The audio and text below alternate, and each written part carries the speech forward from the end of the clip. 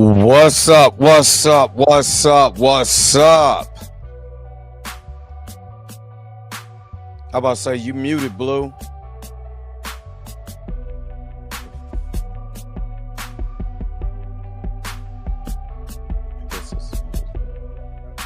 Yep.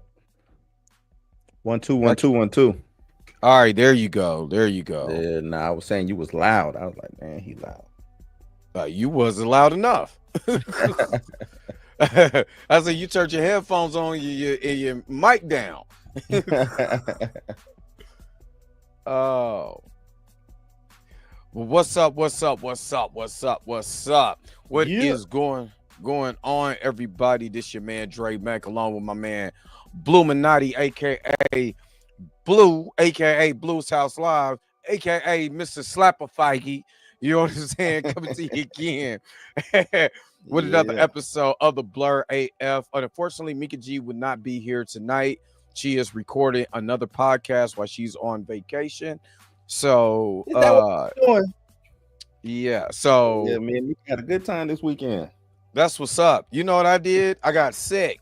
So, happy times. While y'all over there kicking, eat you some spinach or something, man. Nah, I ate some Waffle House coming from work. Oh man. Not the late night Waffle House. Man, nah. Okay, so there's a Waffle House by my job, and that what was that Friday? You know how humidity is, because you've been in the Midwest before, being in the military. The humidity, good God, was hot that night. And we finishing up, man. I did a lot of repairs, and I was like, man, I'm hungry as hell. So I'm like, I'm gonna just stop by Waffle House, give me some steak, eggs, and some hash browns. Done. Gotcha. Done. The Waffle House is fire. Let's not get it twisted, but I just don't think I see what it is. There's two people that gotta be in there. It gotta be somebody with the wiggly arms. I don't care what color you are. If you got the wiggly arms with the turkey fat. Yeah.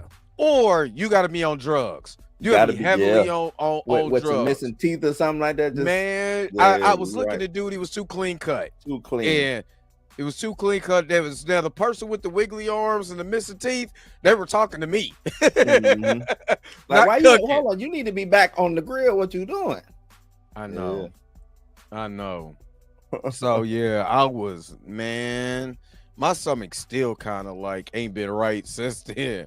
So I'm over here. White Castle was not White Castle. I'm so glad that we don't have a White Castle, and that's in St. Louis. Damn, that's booty burgers. That's Pepto Bismol I'm glad I got a gluten allergy anyway. Last time I went to St. Louis, we had this event that was doing the Legend of the Petty Nerds event. We go down there. I was like, man, I ain't had White Castle in a minute. I go to White Castle on the way home. Bad idea. Bad idea. Yeah, it was some breakdowns. Bad idea, bucko. Yeah, White Castle will get you, man. You got to be like super drunk, you know what I'm saying, for White Castle, man. Man, or something. You got to be super drunk for White Castle. White Castle and Crystals, got to be drunk. I ain't had that. It is the same. White Castle and Crystal, they're the same thing. It's some sliders. Yeah, Yeah, I'm good. I am good. But anyway, we got an interesting show today for you guys. We're going to discuss more about Kevin B. Lyon, aka Kevin Feige. B. Lyon. Kevin was in here telling tall tales. Fraudulent Feige. That's what I mean, and like I said on this morning show, I believe Bo may be dramatic. Yeah. But I've been saying that though. I've been saying I believe in Bo DeMayo. I mean, I still got my reservations on. So I think he embellishes the truth too much. That's why I think he's throwing a little bit of dramatics in there. Yeah. But as far as reading between the lines, I'm not saying that the man is just out here just being just. It's just a big drama story but because some people sometimes they get in it. What I mean by that, but just in case Bo watching, what I mean by that is that, you know, when people get excited or they're, you know, or they're upset about a situation, they tend to be really excited about it. You know what I mean? I just don't want, if Bo is telling the truth, not to cut you off, I don't want him to get caught up in the embellishment, because the embellishment will make you lose whatever credibility. Your case. Yeah, you know what I'm saying? So it's like, absolutely, just stick to what happened. Don't put no 2s on the 10. Stick to what happened, because it's, you know, Feige digging himself a hole anyway, so you don't even have to embellish. Just let Feige, you know what I'm saying, sit here and lie. and then the way that is coming out, like I said, Kevin Feige is saying what he's saying, but Bo and Rob Liefeld can't be lying.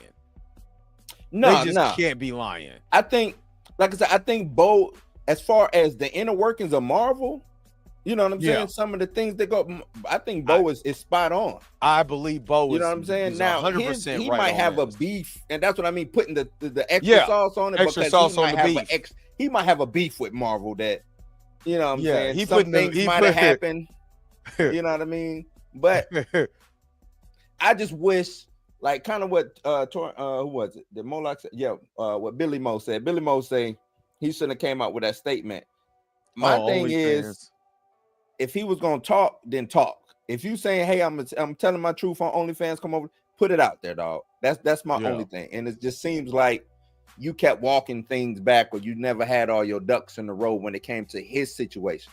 But what's going on, and him talking about the inner workings in Marvel, so a lot of the stuff he was saying, I had said early, like years ago. Like, the writing had been on the wall for people was calling me, oh, you a hater. A long time. You've been saying it since I met you. You've been saying it since I met you. So we gonna get into that today. You know, so, and plus the Malcolm Jamal Warner news. We're gonna talk a little bit about that. And plus, you know, more stuff. So let's go ahead. Let's get the thing started. Let's go. What does this button do?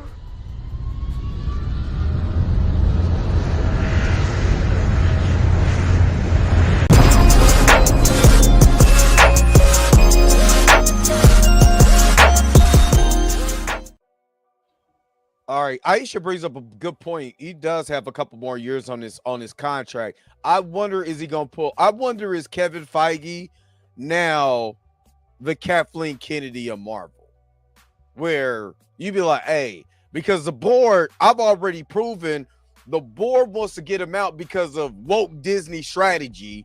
I've already proven that. The problem is that with that statement, and while everybody said Disney's a woke, Tyrone Magnus won't take his wife to Disney World because it's woke. That's crazy. What's crazy is, if it's so woke, where is the black product?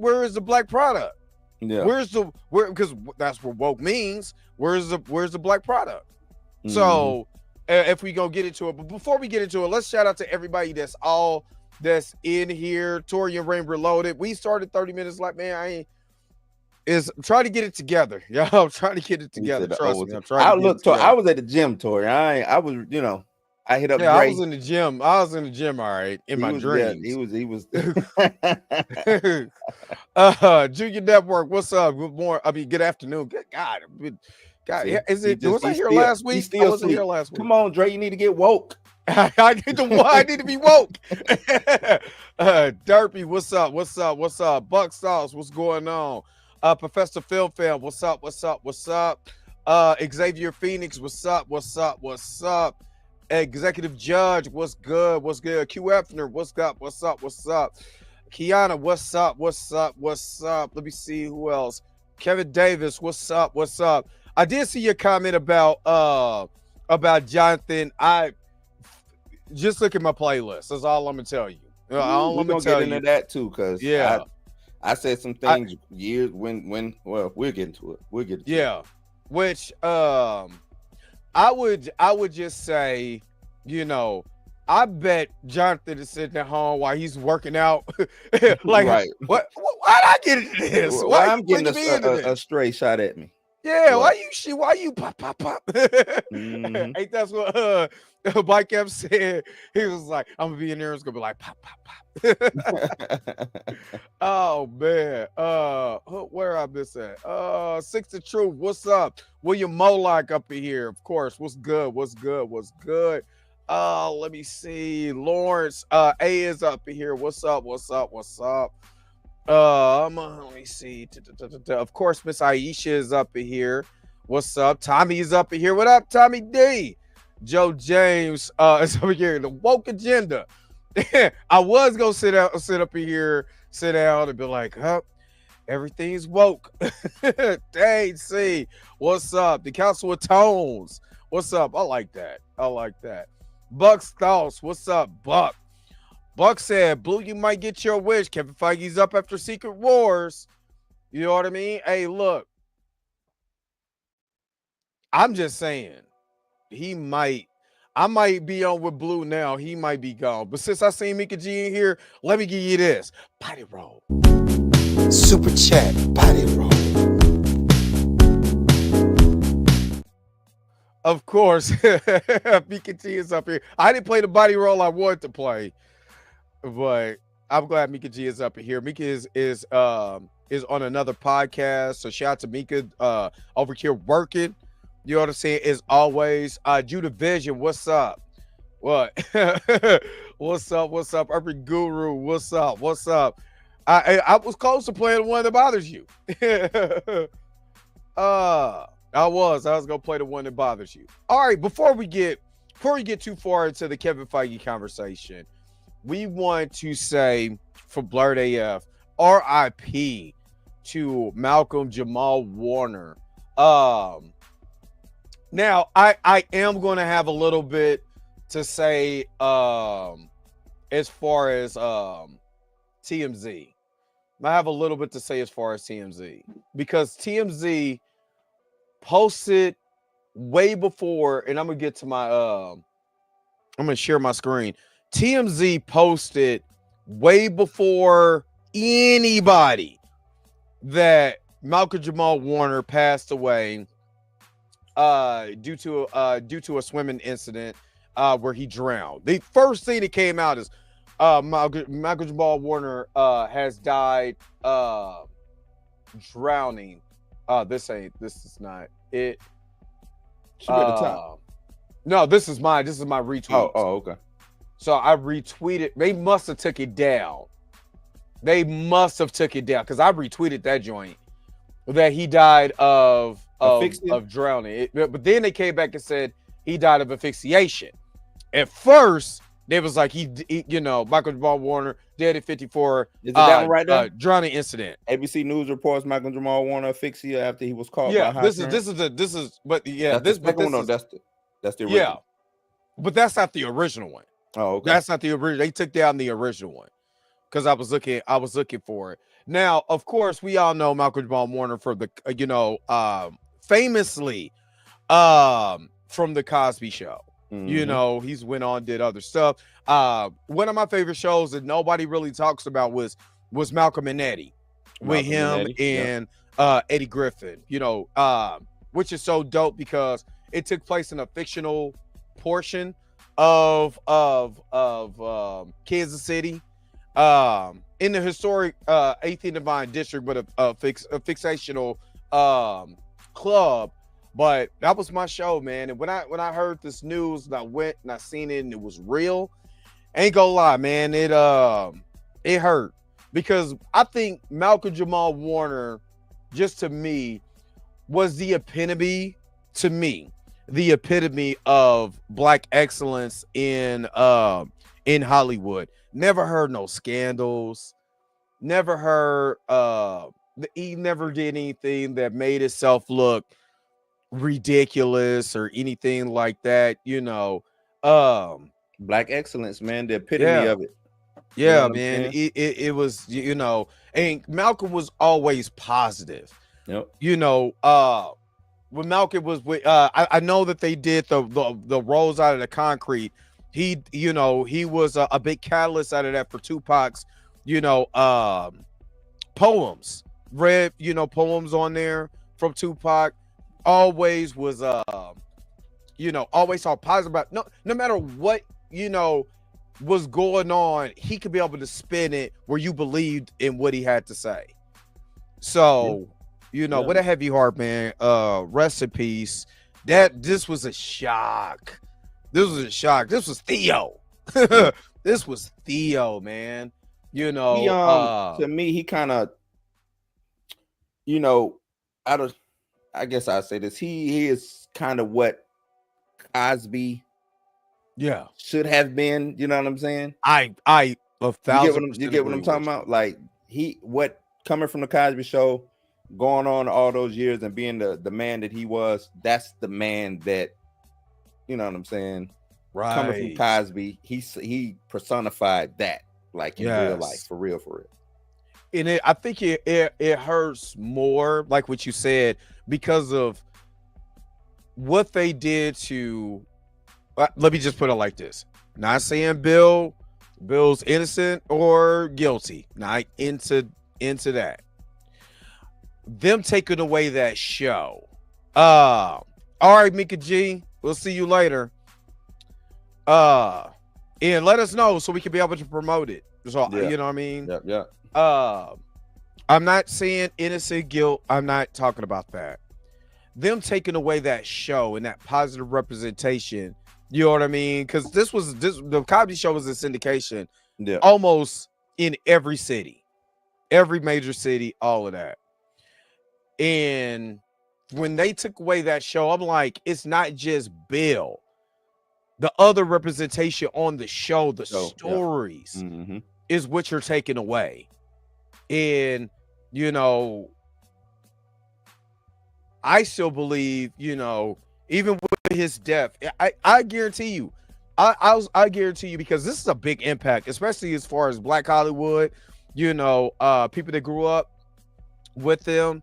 I believe they'll start playing, more of the Cosby Show in syndication, just because they're gonna say, let's honor. Yeah, you know how they do, and it's needed though. It's like the Cosby Show is needed, man. We talk about representation all the time. The Cosby Show is the epitome of representation. It's needed. You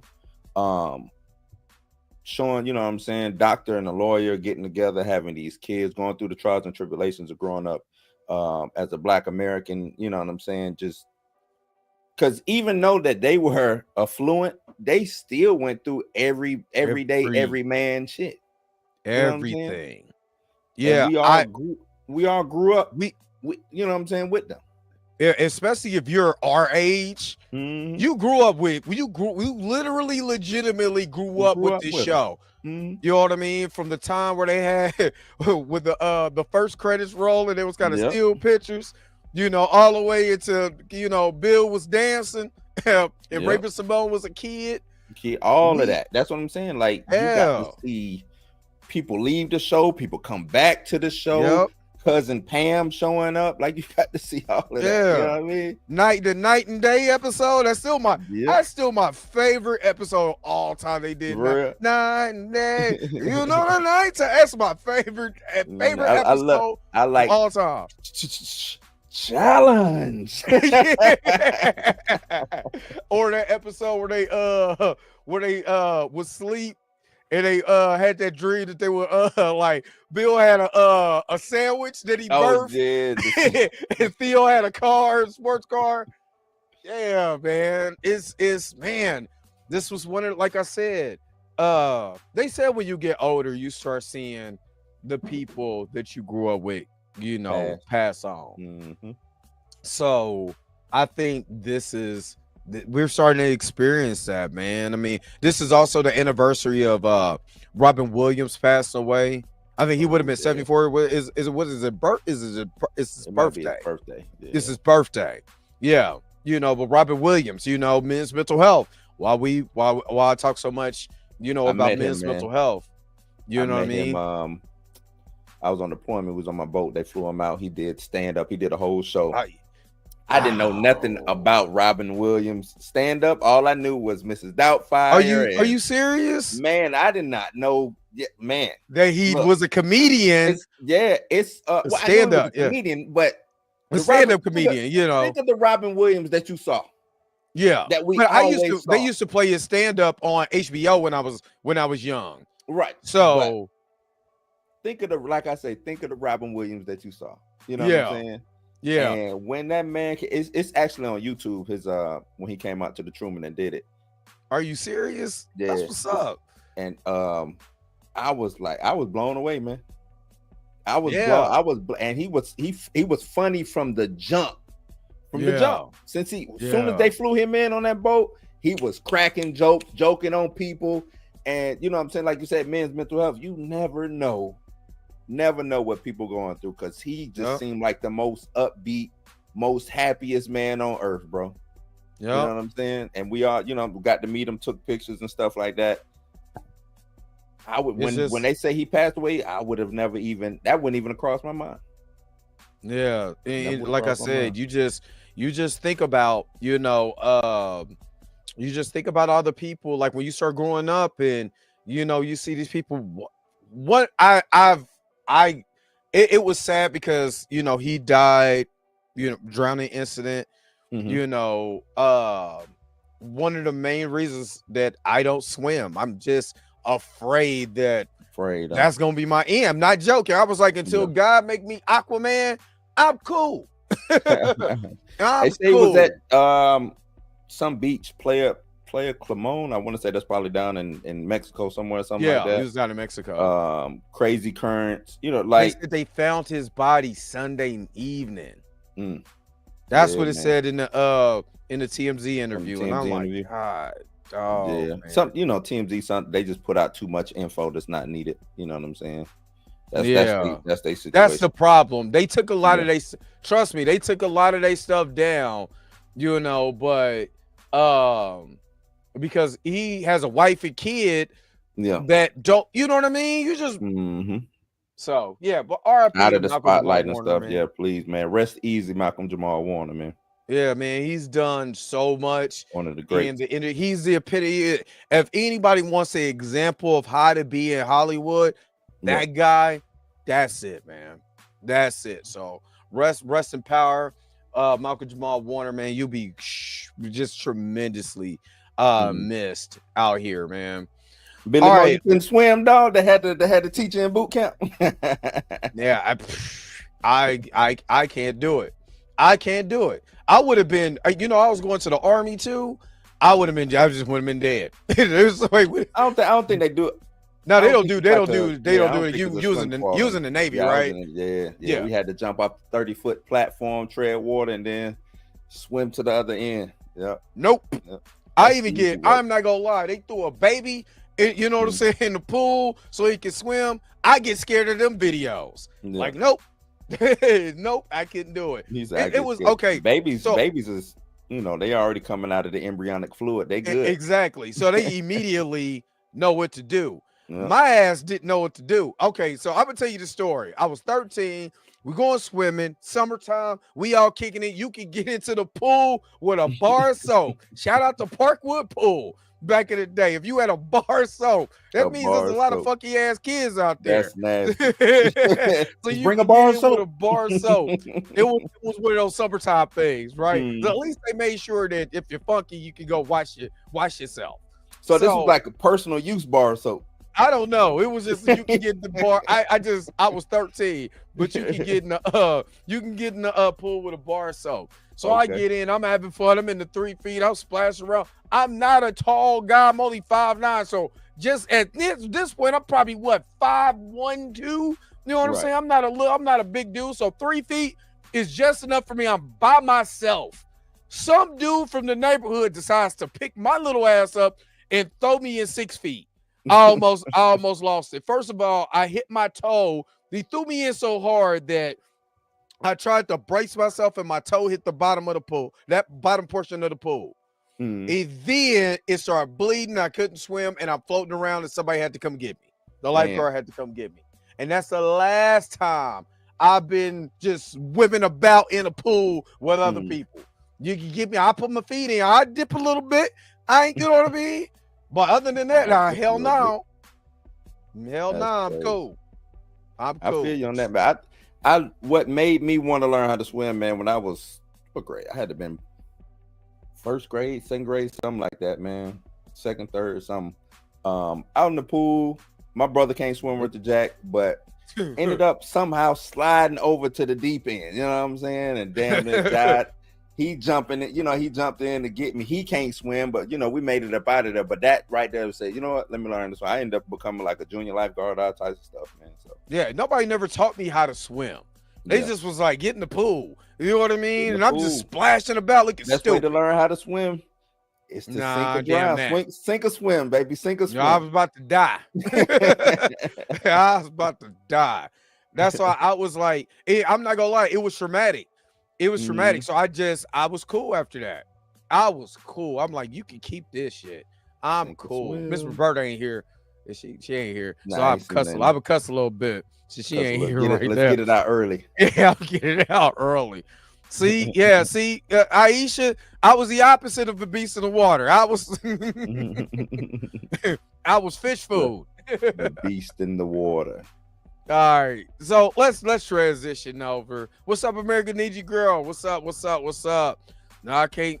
Nope. Nope. Yeah. Who cussing? Yeah, that's right. Who cussing? I don't know who cussing. But anyway, let's transition over. Let's get into the Feige news. And I know you said you got more meat on the bones on this on this article. Damn, Aisha. Look. Like I said, I'll put my body in there. I ain't getting nowhere closer. If we just start getting to my neck, I'm good. I'm going the opposite direction. Straight. I'm good. But I know you got the articles. You said it's a lot more meat on the bones when it comes to Kevin Feige, especially after what we talked about. I talked about this morning. Yeah, I didn't catch all what you talked about this morning. I kind of didn't, what I'm saying, because I was like, man, it's Dre, he better go in. So I know you went in this morning, but it's, we got a lot of like we were talking about with Bo, and then just get, I'm on X, and I'm just watching all this stuff unfold, man. And I'm like, I've been trying to tell y'all Feige was fraudulent. You know what I'm saying? Because a lot of the stuff he's saying just don't add up. At all. It don't add up. And I'm gonna start let's talk about the Blade situation. While you're doing that, I'm going to go find the Deadline article. So go ahead. Okay. You want because I got the Hollywood Reporter up, or do you want the Because Deadline? I got the Hollywood Reporter. I want that. I didn't get to read the Deadline article because they said it was more stuff that he said in the Deadline article. Yeah, in the Deadline, he kind of went in a little bit more. Shit. Let me get to it. Well, you pulling it up, right? Well, I'm all way off of what I was looking for. But anyway, where's the Blade? Let's talk this Blade, because like I said, I want to start light before I just revving and putting my foot in Feige's behind, man. Because everything he's saying about Blade, the delays on Blade, all of it just something don't smell right. Yeah. So let me share this because this is from the Hollywood Reporter. Share my screen real quick. So Blade. Yeah. Let's get into that. Says Blade being sharpened again. Says what's the hold up with Blade? Well, the obstacle was Ryan Coogler called and said we'd love some costumes for that. You see this? The obstacle was Ryan Coogler called and said we'd love some costumes for Sinners, and we said take them, man. Yeah, you can't do that. You can't automatically. That's a foul. Because how you throwing this on Coogler? Yeah, what you now you're trying to use Coogler as the scapegoat. Like if it wasn't for Coogler, we would have had our movie. He took the costumes. He's our good friend. Take our costumes. We'll hold off on the movie, said Feige. Y'all had no plans of making this damn movie. That's why y'all said take these costumes. Feige was, of course, joking, connected sentence to a version of Blade that was recently being developed. That wasn't no joke. One that was set in Prohibition era, just like Coogler's original hit earlier this year. Feige confirmed there had been 4 takes of Blade that had been developed over recent years, 2 that were period, 2 that were not. Marvel has now landed on modern day, and yes, Mahershala Ali is still attached. He didn't reveal a timeline for Blade. See, this ain't all of it. This is just an X. You bring it. Wait, get that deadline. Yeah, I just pulled it up. Let me get the deadline. Because this is Kevin Feige. This is the Marvel's Kevin Feige teases X-Men reboot. Directed by Jack Shire. The script is underway. Does this talk about Blade? Because I haven't read this because interview. He talks about how no, this doesn't talk about talks about the X-Men, but this doesn't talk about Blade. He talks about how he didn't want to just put Blade in a leather suit, a leather jacket, and just have him killing vampires. He wanted Blade to have an actual story. Now, what has everybody been saying about Blade? What has the world been saying about Blade? Just throw him out there and let him chop up some vampires and call it. Ain't that what everybody been saying? You don't have to get philosophical and deep to do Blade. Why do I need in the Inception Blade or you know what I'm saying, Memento? But I don't need that with Blade. He is a monster hunter. He hunts vampires and monsters. We did this with Werewolf by Night. We literally did this with Werewolf by Night. Nobody said, "Oh, you got to go deep into what is going on with Werewolf by Night." He's killing. They're fighting monsters. What's so hard about that? That is not hard at all, man. Talking about Mahershala. Of course, Mahershala gonna hang on as long as he can. Y'all ain't calling him cool. Y'all, he signed that contract. He ain't got to work for y'all. He going doing Jurassic Park and stuff like that. He'll show up when he need to show up. But I don't think he happy. They be trying to act like, oh yeah, he might not be on board. You know what? Let me walk that back. Mahershala Ali might not be on board. Y'all just saying that. Oh, okay. So Mahershala Ali, okay, so this is the thing. So when I went to Comic-Con and I met Mike Coulter, he said the exact same thing as Mahershala Ali. I'm not waiting on them. They need to call me. I'm not calling them. So that tells me now he could have been facetious. It was just kind of me and him. You understand? Because wasn't nobody, and I hate that. Wasn't nobody coming to see Mike, man. I hate it. This line was empty until I got up there. And I pulled him to the side and let him know, you know, who I am and yada, yada, yada. And he was like, oh, yeah, oh, okay, oh, this, that, and other. And I was like, so, you know, and I mentioned him and Jonathan. What would him and Jonathan, what would Blade, what would, you know, Luke Cage, you know, in a Jonathan Majors Kane, what would that look like? You know what I'm saying? And he was like, man, it would be dope if they call me. I'm just waiting for them to call me. Yep. So that already told me what I needed to know. Now, he could have been bluffing, but he said the same exact thing that Mahershala Ali is saying. And obviously, there's no plans. There's no plans for Luke Cage. There hasn't been a hint. Now, Daredevil. They talk about what we're doing Daredevil season 3. What was before Daredevil season 3? Wasn't it, season 2, you mean? Or season 2? Yeah. But what was right after Daredevil season 2? Luke Cage. No, we're talking about the Defenders. Oh, no. Luke Cage came before the Defenders. No. I'm saying you had the Defenders that came right after season 2. So there was a Defenders team. Oh, I got it. I feel you. You see what I mean? Right.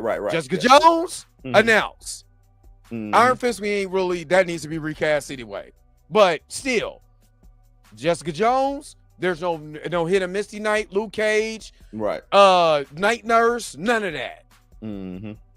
So you're telling me you're gonna bring back Daredevil and all the people in Daredevil and all the major players, but Luke Cage is just nothing. Let me do it's just I don't like it. I don't like it. But I do have that. You got the article up because I have the article up too. Yeah, I got this. Okay. It says, speaking of Blade, despite being taken out, Iron Fist was trash. I'm sorry, that was garbage. Nah, he can't catch a break. Good story, bad overall. But Speaking of Blade, despite being taken off the calendar, the project remains in development with two-time Oscar winner Mahershala Ali still attached. The movie with the actor was first announced at SDCC in 2019. 2019. It's 2025, ladies and gentlemen. What, 6 years ago? 6 years ago. We But ain't got it's because of Ryan Coogler. They ain't got no costumes. ain't got yeah. Make this a little bit. Where did I end up at? 2019, with Ali taking a Hall H stage in what was then a huge announcement of MCU's plans across cinema and Disney Plus. Feige revealed this week that while there were 4 versions of Blades in works, 2 of them appeared. One of them said in the 1930s, we landed on a modern day, and that's what we're focusing on. On pausing Blade after the exit of 2 filmmakers, Jan Demange and Basim Tariq, Feige says, we didn't want to put a leather outfit on Ali and have him start killing vampires. Get all of the hell out of here, dog. Who doesn't? We don't want Hulk running around and tearing shit up. Exactly. What made the film successful? What made the first Blade film successful? The opening scene of Blade is legendary. The open... He goes into the club. Dude got the, you know what I'm saying? Dude hanging with the chicks. Blood start coming down. What the hell is this? Blade comes in, tear shit up. Movie. No, we can't have him in that leather outfit killing vampires, man. We can't. Nah. No. So you can start and have a good script and make it a great script through production, but we didn't feel confident we could do that on Blade. He continues. We didn't want to do that to Mahershala Ali. And didn't want to, and he didn't. What we didn't want to do that to Mahershala, and didn't want to do that to us. Okay, I think I understand what he's saying, but that's still BS. I'm gonna call BS on all of this. What is so? I'm pretty sure Mahershala Ali was like, man, just let me go out here and just give me my sword and let me go chop up some. Give me a quick MacGuffin, a vial of blood that I don't want them to have. I'm protecting something. I'm on the run. How easy is it to have Blade on the run from like vampires? He got to kill all the vampires and deliver something. That's a simple script. Or he goes and picks something up, kills vampires on the way and picking something up. You know, stuff like, how hard is it? It ain't hard.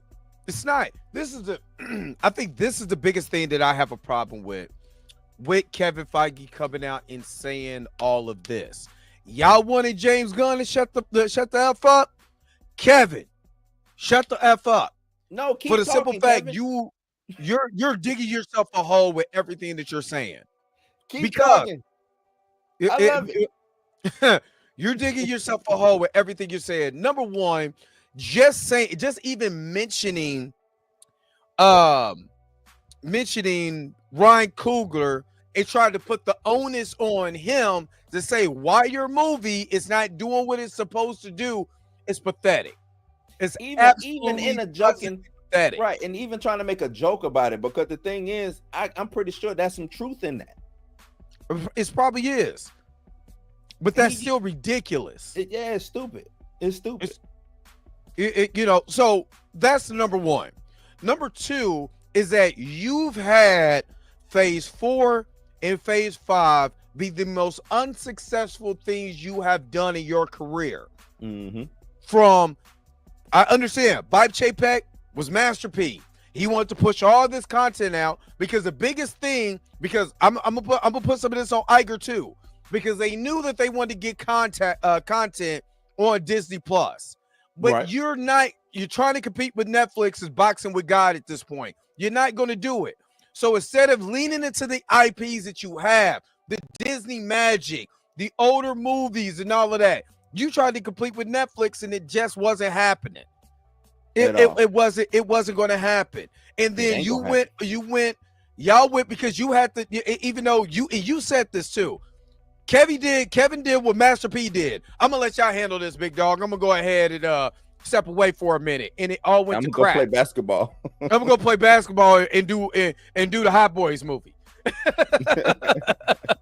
I'm gonna be going in 60 seconds. Y'all do what y'all do, big dog. Right. You know what I mean? Netflix is about it.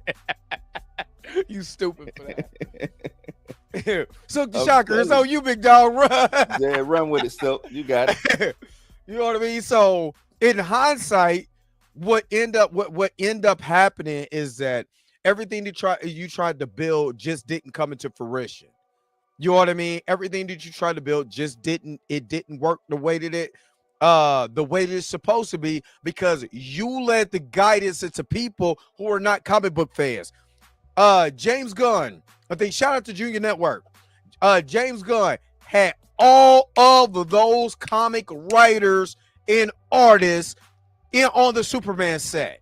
Mm-hmm. You know what that makes Kevin Feige look like? Look like somebody who's out of touch. He is out of touch. He is out of touch, man. Reason why I call him a fraud is because I believe the first half of what we got with Marvel was not him. I think it was Whedon? I think it was Whedon. I believe Whedon was the architect in all of it.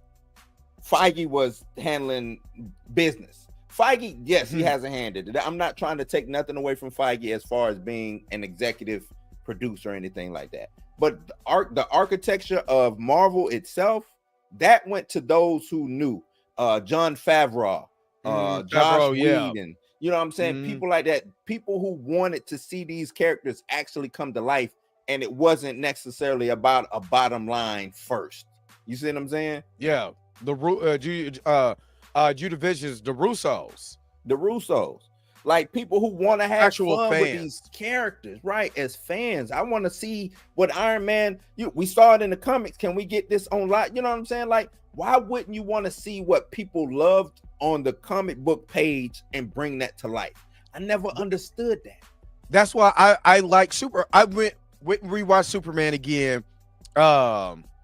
And just sat down. Now I watched it on some nefarious means or whatever, but it gave me an opportunity. It was funny is that they had the post credits, and they're like, okay, nefarious means, you got it. They give it to y'all now. They give it all. So I just sat back and, like, the first time I watched it, just sat and just watched it. And the reason why I like the movie so much is that it does feel like you picked up a comic book for the first time and just start reading it. Don't know what the hell is going on. There's a lot of stuff going on, just like when you do read comics. Sometimes you read if you really get into comics, sometimes you don't pick it up on issue 1. No. You pick it up at issue 10. Middle. Yep. You pick it up in the middle, and you like, what is going on? That's how I started. Random. I remember my first real. I mean, I've had comics before, but as a kid, you ain't really reading them. Comics that I got and read, it was I don't even know if y'all remember Sleepwalker. Sleepwalker. Sleepwalker. You talking about? Marvel. Sleepwalker. Yeah, I know. No, Sleepwalker. That's a. All right, he gonna be race bent to Marvel gonna bring out Sleepwalker. Like, who the hell is this? Sleepwalker. He gonna be race bent character, man. Brother. Here you go, brother. He was Sleepwalker. Punisher. I think I had 10 comics that just got me. I had a Superman comic, a Batman comic. I don't remember which ones. Like I said, Sleepwalker, Wolverine. Which Wolverine was it? It was okay, Dr. Carpy, because I had no idea who the hell that is. Yeah, what, man? Sleepwalker was it was a lot of back then. It was Marvel had a lot of anti-heroes. It's the 90s, the year in the 90s. They was just doing a lot. The year this decade of the anti-hero. Yeah, Sleepwalker was the man. But just random. You know what I'm saying? Like you said, it's issue 33. I don't know what Sleepwalker is or who he is, but the shit is dope. You know what I mean? So being thrown and immersed in into those comics like that, man, it makes you it really, because you know what I'm saying, now you're really using your imagination trying to piece things together. You know what I'm saying? And it ain't about doing home. It's another thing he said, Feige. Go ahead, because we're gonna talk about him talking about, oh, it failed because you had to do homework. No. I was agreeing with you, because the first time I see, okay, I told you I couldn't get any more comics. It's because of this. So I got Spine number 18 back in Minnesota in 93. Never heard of Spine before in my life. I get Spine. There's a picture of Spine. Now, for one, Don't know who Spawn is. Didn't know he was black until in this issue, because this issue is way up in the storyline, right? Yeah. So, Todd McFarlane draws this dude get shot in the eyeball. My auntie sees it, freaks out. You can't be getting this stuff, right? Because they were really into church. So that was of the devil. Yeah. You know what I mean? Man. But I was so in love with the comic, because there's so much going on, even though I'm coming right in the middle of these issues. You know what I mean? So that's just like what I said about Superman. You go in, you get immersed in the world. There's already heroes in there or whatever. Not really no backstory. You just drop right in. Just like when you pick up Sleepwalker number 33, and you're like, what is going? Now you starting to like it because now you're interested. All you want to do in that situation is pique the reader's interest. It's like when you go get a book, and you were like, okay, you're starting to pique my interest. What more do you have? You start reading more. The interest is getting more and more intrigued. Now you're buying more books. That's all this is. In Marvel, what has happened in Marvel, there's nothing that you're getting into and is piquing your interest. It's not. Yeah. Like I said, Thunderbolts, I like the movie. But if I'm a casual, what is really piquing my interest? You know what I'm saying? When you're dealing with, and nothing is wrong with this, but when you're dealing with, the mental health part, you know what I mean? Does the mental health part pique your interest, or superheroes doing super things piques your interest? You know what I mean? But see, that's the thing, right?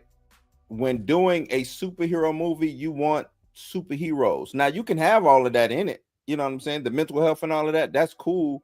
But what makes Thunderbolts cool for, like you said, a casual fan? Yeah. You know what I mean? What's the selling point for a Thunderbolts?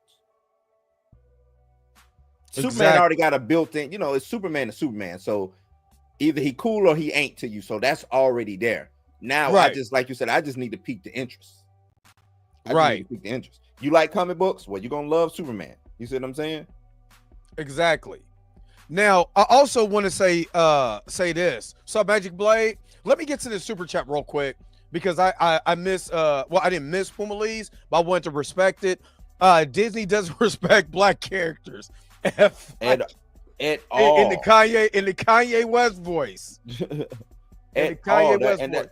That's crazy, because we, going through these last two phases supposed to have been the DEI era, the woke, woke era, you know what I'm saying? But it's been nothing but disrespect to these black characters. They haven't done these black characters good. Exactly. So shout out to Puma Lee for that super chat. Let me go ahead and hook you up real quick. Gang bang, gang bang, gang bang. You are truly amazing. Thank you for your super chat. Gang bang, gang bang, gang bang. All right, Puma Lee, thank you so very much. You know what's something that brought it that came up to me today? So how everybody talks about Ironheart. Ironheart should have had a job. What if she would have been working for a company and this, that, and the other? You know what it remind me of? Transformers 3. So basically, it would have been Transformers 3. Wiki trying to. Yeah. Now you see why I was like, I like this story better. I don't care what y'all say. I don't want Transformers 3. I was cool with what they got. Because, man, the dude saved the world not once, but twice. Couldn't get a job with nothing. He had to go. He had no money, had nothing. He had to go get a job. And then the job ended up being ran by somebody who was the leader of the Decepticon. If that would have happened, Ironheart would have been Transformers 3. So all I'm saying. All I'm saying. And I kind of like what they did, opposite of what they did. I'm sorry. Not you bringing up good old Sam Witwicky. Yeah, she would have been Sam Witwicky. Nobody asked Sam why the Transformer didn't break him off no change. That's crazy. Yeah, no. I mean, but they didn't need change. Yeah, he's nowhere close. He's nowhere close. But he knew how to fight Decepticons, so for some strange reason. Well, anyway. I'm trying to find where he talks about homework. Oh, it's a no. It's no. Okay, I already got you. You I got got you, big okay, dog. bring it up. I got you, big dog. He said there's no homework required.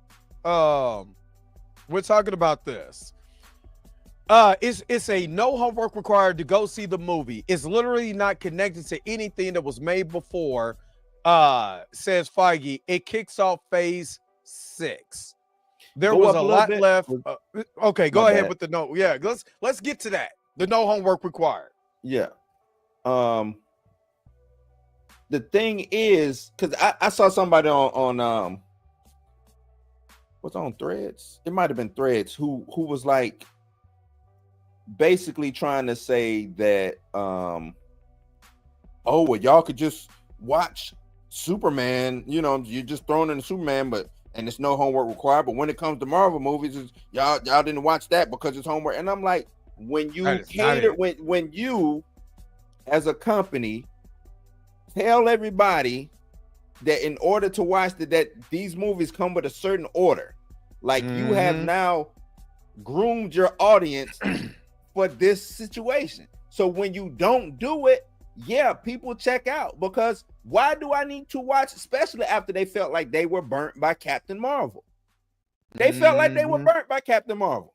Oh, Captain Marvel, then we didn't really need this movie. You know what I'm saying? So remember, that was part of woke DEI. Right, woke DEI, but they felt like they was burnt by Captain Marvel. So no, after you have taught your audience to pay attention to Easter eggs and end credit scenes and stuff like that, yes, this is what you get. Jimmy Gunn, my guy Jimmy said, fuck all right, we throwing you dead in.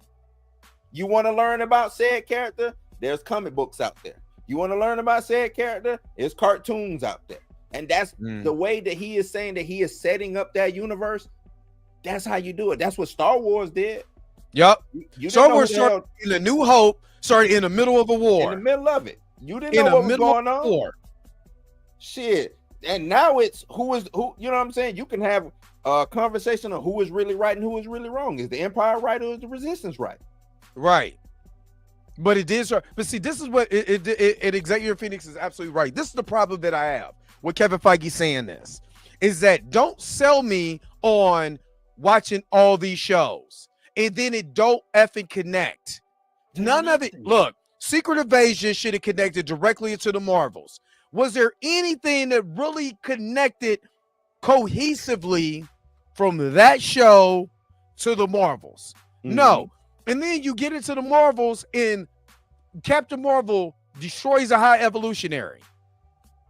Right. But don't show you any of that part in the ramifications that had on the Skrulls. You know what I'm saying? The ramifications, because you know that the Skrulls are on Earth being refuge here. So you got, it's a lot that just does not connect. There's no, okay, it's not like The Boys. The Boys are Gen Z, there's a connection there. There's no connection there. And then, like you said, what James Gunn says, like, okay, we'll give you this epilogue, you know, so this to get you hooked up. Just like when you get picked, because this is the only comic here. Don't get mad, but I am still intrigued about where this comic is going to go. But since it's sitting here, y'all see that the world to come. But that's just like me picking up the yeah. I still I'm curious though. I'm not gonna lie. I want to see what he's doing. But this is like when you read this comic and we all said, who white baby is this? Right? We in the middle of something. And then Christopher Priest said, well, if you were really fans of me, go back and read, you know, Black Panther number this, and number this. In here, in all comics, if you're a real comic fan, you already know they always talk about, when they talk about referencing another comic, there's always a little asterisk next to it. Yeah. For more information, go read this, and this. So all James Gunn did, all Jimmy Gunn, you know what I'm saying, did was give you the epilogue in the beginning, like Star Wars. Many humans been on Earth for three centuries, and then this, and then this, and then this. Bam! Now you in the middle of it. Have fun. What Star Wars did. Star Wars started with that crawl. You read that, and boom, you see the ship. They shooting. somebody running through the hallway, got to get away. You know what I'm saying? Like, boom, you right into it. I loved it because Right into it. because if you don't know, I'm just saying, unless you a kid, like a little kid, you know who Superman is. You know what I mean? And right, and that's the thing. Like, it's enough things out there for you to figure out who Superman is. They just continued, finished 2 seasons of a cartoon of Superman.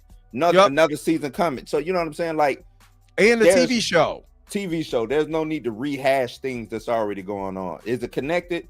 Don't necessarily need to connect because you know who Superman is. All I'm telling you is he's been Superman for the last 3 years. Boom. That's all you need to know. You know what I'm saying?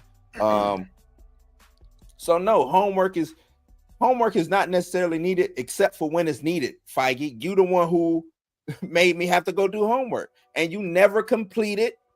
You know what I'm saying? You made me go do the homework just for you to not give me the fucking grade on doing the homework. Yeah, you the one who told me. You know what I mean? So I think that with the whole, it's no how we're required conversation. I feel like it's ridiculous for Kevin to don't even say nothing about this because you the one who said all this stuff is going to be connected. Then you turned around and said, well, some of this stuff is going to be connected because we want to tell individual stories inside these Disney Plus shows. And then tell good individual stories. And that's why I don't give him everybody said, oh, well, Chapek had took over and told all Chapek said was, hey, give us more material. He didn't say give us shitty material. Yeah. He ain't say give us bad material. He said just give us more material. So and I don't give Kevin him the one who pulled back. Leadway. What's that? I said Kevin the one who's pulled back. Right. Kevin the one who decided to go do something else while everybody else was running it. My bad, Mr. Roberto. She said stop all the cussing. My bad. See, you had how long did you have? You had almost an hour. Yeah, I'm sorry. But yeah, no, like you said, he's the one who pulled back. He's the one who went hands off and gave it to these creators that didn't know what the world was going on with these characters and said, y'all do what y'all want to do with it. You know what I'm saying?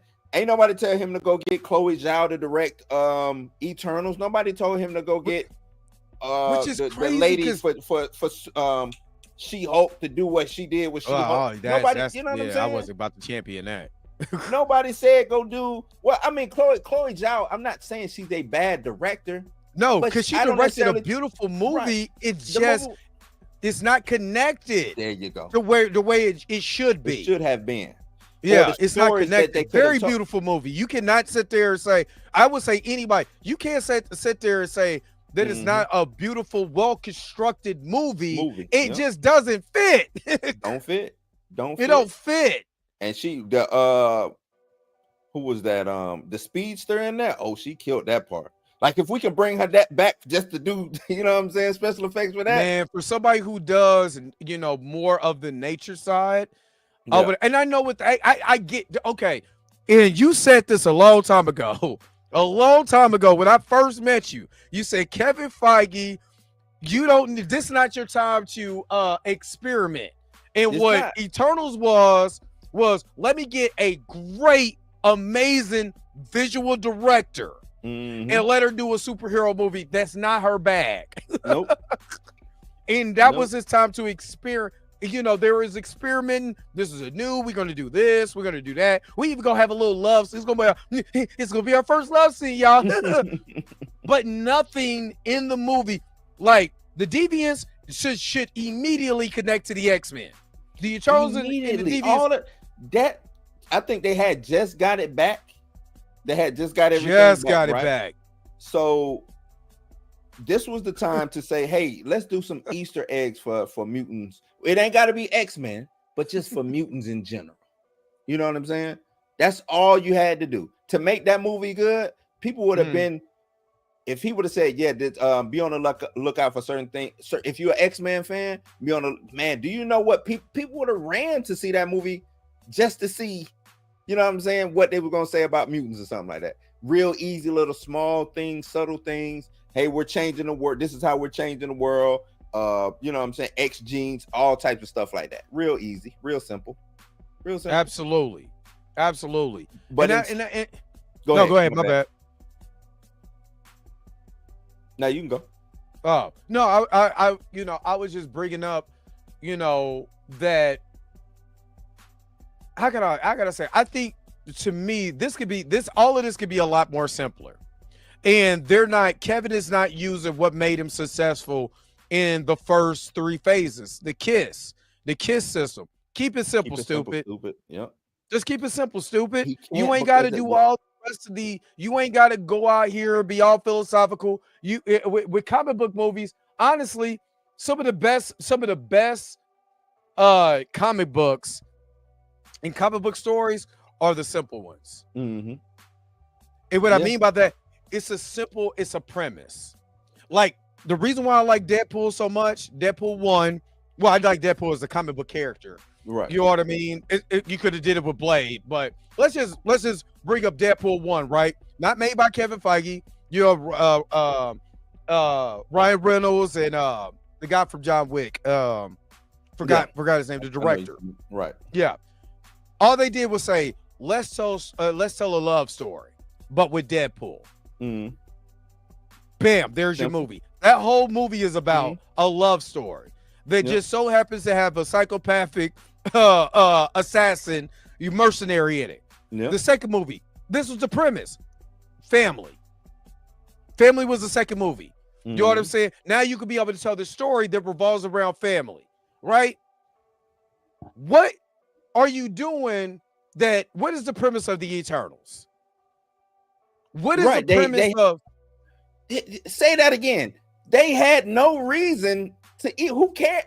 They gave us the Celestials. What did that amount to? Nothing. What do the Eternals? We haven't seen a Celestial since. They don't amount to jack. If you remove that movie from the MCU timeline, it don't mean nothing. Nothing changes. We don't miss a beat. Oh exactly. Yeah, well, you know what? Never mind. We did get adamantium from but finally. That's not in we know that's not how it works. But anyway, Buck Stalls, thank you so very much for a $4.99 super chat. I didn't forget about you there. They were putting out trash and not connecting the story. Recipe for disaster. Yep. You are absolutely correct. Let me hook you up real. Let me see. What do I got? I need to, I'm gonna put it in here in a minute, but I got some. Matter of fact, let me go before I get to it. Let me hook you up real quick because I forgot I haven't been on Blurred AF in a minute, and so I haven't hooked up the new stuff. So let me get you. Let me. I'm about to say where the you made me want to watch Willie Dynamite after watching your when I use that, somebody used that in a song, and they be trying to have me do revenue sharing just for using that. For real, cause copyright revenue share? No, from whoever song that is. I'm like, yeah. I was like, wait, hold on. I gotta do revenue sharing for him who is using it from the movie that I'm using it from. What are we talking about? Craziness. Well, let me hook you up. You are truly amazing. Thank you for your super chat.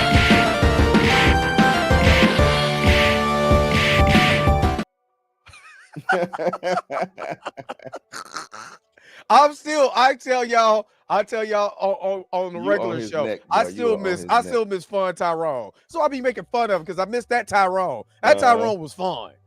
This is the other thing. Where's the whole Jonathan Majors thing? Yeah. Let's get into that. The whole Jonathan Majors thing. More foot in his mouth.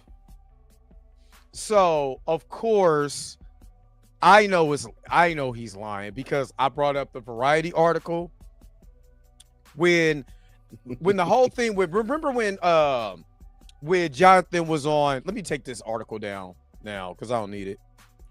But remember when Jonathan had that conversation with the girl from TMZ, and it was talking about Grace and all of that stuff, and how he was blindsided by the casting of Robert Downey Jr. as Doom.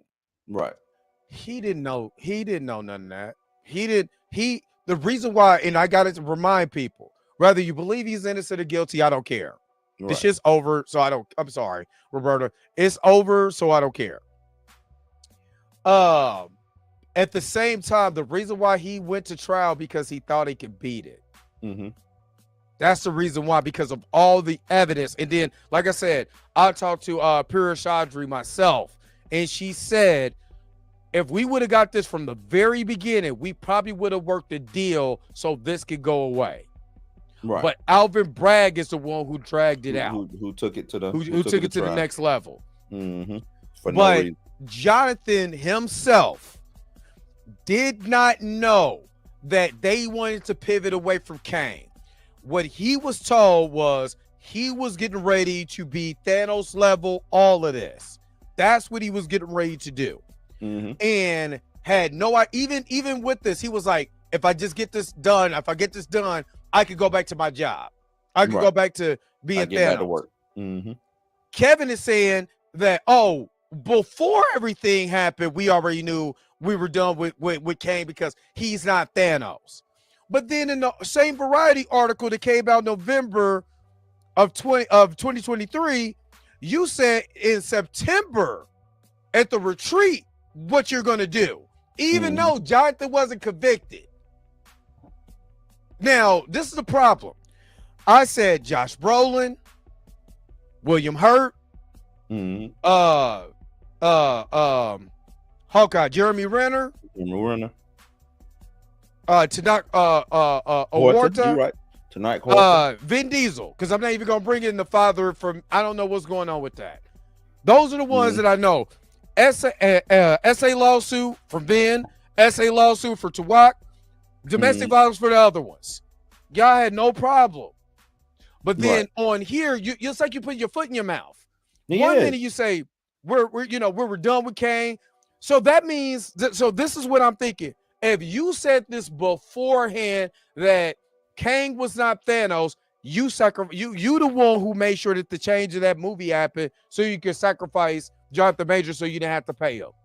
And the whole thing with Grace Jabari and all of that was just the right amount. It's almost like this thing with Trump with the Epstein files. I don't know where the Epstein files is, but here's some MLK files. Here's some other stuff. Yeah. Here's this to chew on. Don't look at the man behind the curtain. Don't look at the man behind the curtain. So what really happened is, I believe you sacrificed the end of that movie because Kevin Feige knew in editing what the end of that movie was. Mm-hmm. You sacrificed your whole entire character, your whole entire phase, so you could get Robert Downey Jr. back. And because of everything that happened, which I still think that girl was an agent. I don't care what nobody said. I think she set that dude up. I think she set it up. But it's crazy with you saying that would add a little bit more credence to, you know what I'm saying? Thank you. To your think about it. Think about it like this. Kevin Feige comes out and says, out of his own mouth, we decided that Kang was not Thanos. Mm-hmm. So what we decided to do is pivot away from him. You said that before. Right. Jonathan Major's situation happened in March of 2023. Ant-Man and Wasp came out in February. Let me tell you why. more fraudulent Feige. Feige said that Kang is not Thanos. There is, let me see, the major 5 villains in Marvel. Go ahead, Thanos, speak it. Doom, Apocalypse, Kang, Galactus. These are your top 5. These are your big 5. If you want anybody to come in and wreck your world, those 5 will do it. Right. And I'm talking about as far as world breaking, yes, because we got Norman Osborn stuff like that, but I'm talking like we're talking about top tier threat universe. Yeah, universal threats. You know what I'm saying? What do you mean he's not Thanos level? That's how I know you don't know jack or what you talking about. Like, what are you talking about? He ain't Thanos.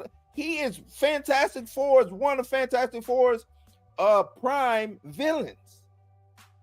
Not only that, wouldn't it make more sense for him to come back and take the baby instead of? That's what they said. That's what they said. Taking him to the future. Wouldn't that make more sense? Would that be his? But think about it. Think about it like this. Or hold on. Or for him and Doom to duke it out for the world. This is the reason why I have this conspiracy. This is just a conspiracy. This is just my thoughts. I got to bring up this article. I got to show you this article. Just for the simple fact is that this is the reason why. I'm bringing up this article for a reason because of what Pell said about the all-black cast thing. Yeah. Right? Just this part, right? You know what I'm saying? Why do I need an all-black cast? He later said in the interview, right? Yep. Now, Ike Perlmutter and Peltz's friends. Mm-hmm. Remember, they didn't want to pay Chadwick Boseman, right? Kevin Feige, you know, I guess at the time, the executive fell in love with Jonathan's performance. Mm-hmm. They didn't want to pay him. So, this is just me putting on a tinfoil hat, because you know what I'm saying? I believe that Grace, being a you know, the whatever she was, dance instructor or whatever, whatever she was, motions coach, I believe they set him up. Because why? Why do I believe this? Well, just like in the difference between Shannon Sharp's situation and Jonathan's situation, both of them were on camera. I mean, was secretly recorded. Right. You know, the thing is that Jonathan was introduced to Grace by people at Marvel. Mm-hmm. You know what I mean? To start dating, right? All of a sudden now he's getting secretly recorded. Shannon was just in a relationship like an idiot, and she played him like a dummy. Yeah, you know what I mean? Played. I was telling yeah, so she could get paid. Earlier. He got played. Yeah, so you get paid. But this is the thing: if they knew that they were pivoting away from Doom, like I said, there was talks about Doom coming a long time ago. There was whispers. You didn't want to pay Chadwick Boseman. You actually gave the rumor was you paid Jonathan Majors $20 million to set up this whole franchise, right? When people at the top, that was March of 2024 of this article. People at the top didn't want this whole black stuff going on. What is the biggest thing that you could do? Set your top star up to take a fall. I lie what they did on Gen V or The Boys. You know what though? I don't think they thought it was gonna go that far. If the setup happened, I thought they probably thought, hey, we get this little salacious news out there, call it a day, and we can just, you know, walk away. Because you know, whatever, you know how they have the in the contracts, the what is it called?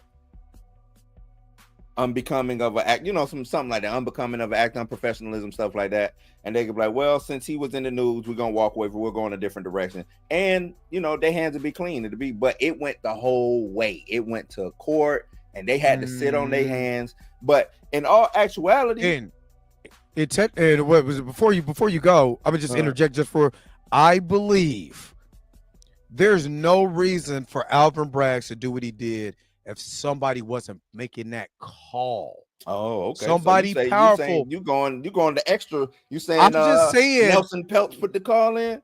All I'm saying is this. Ike Perlmutter.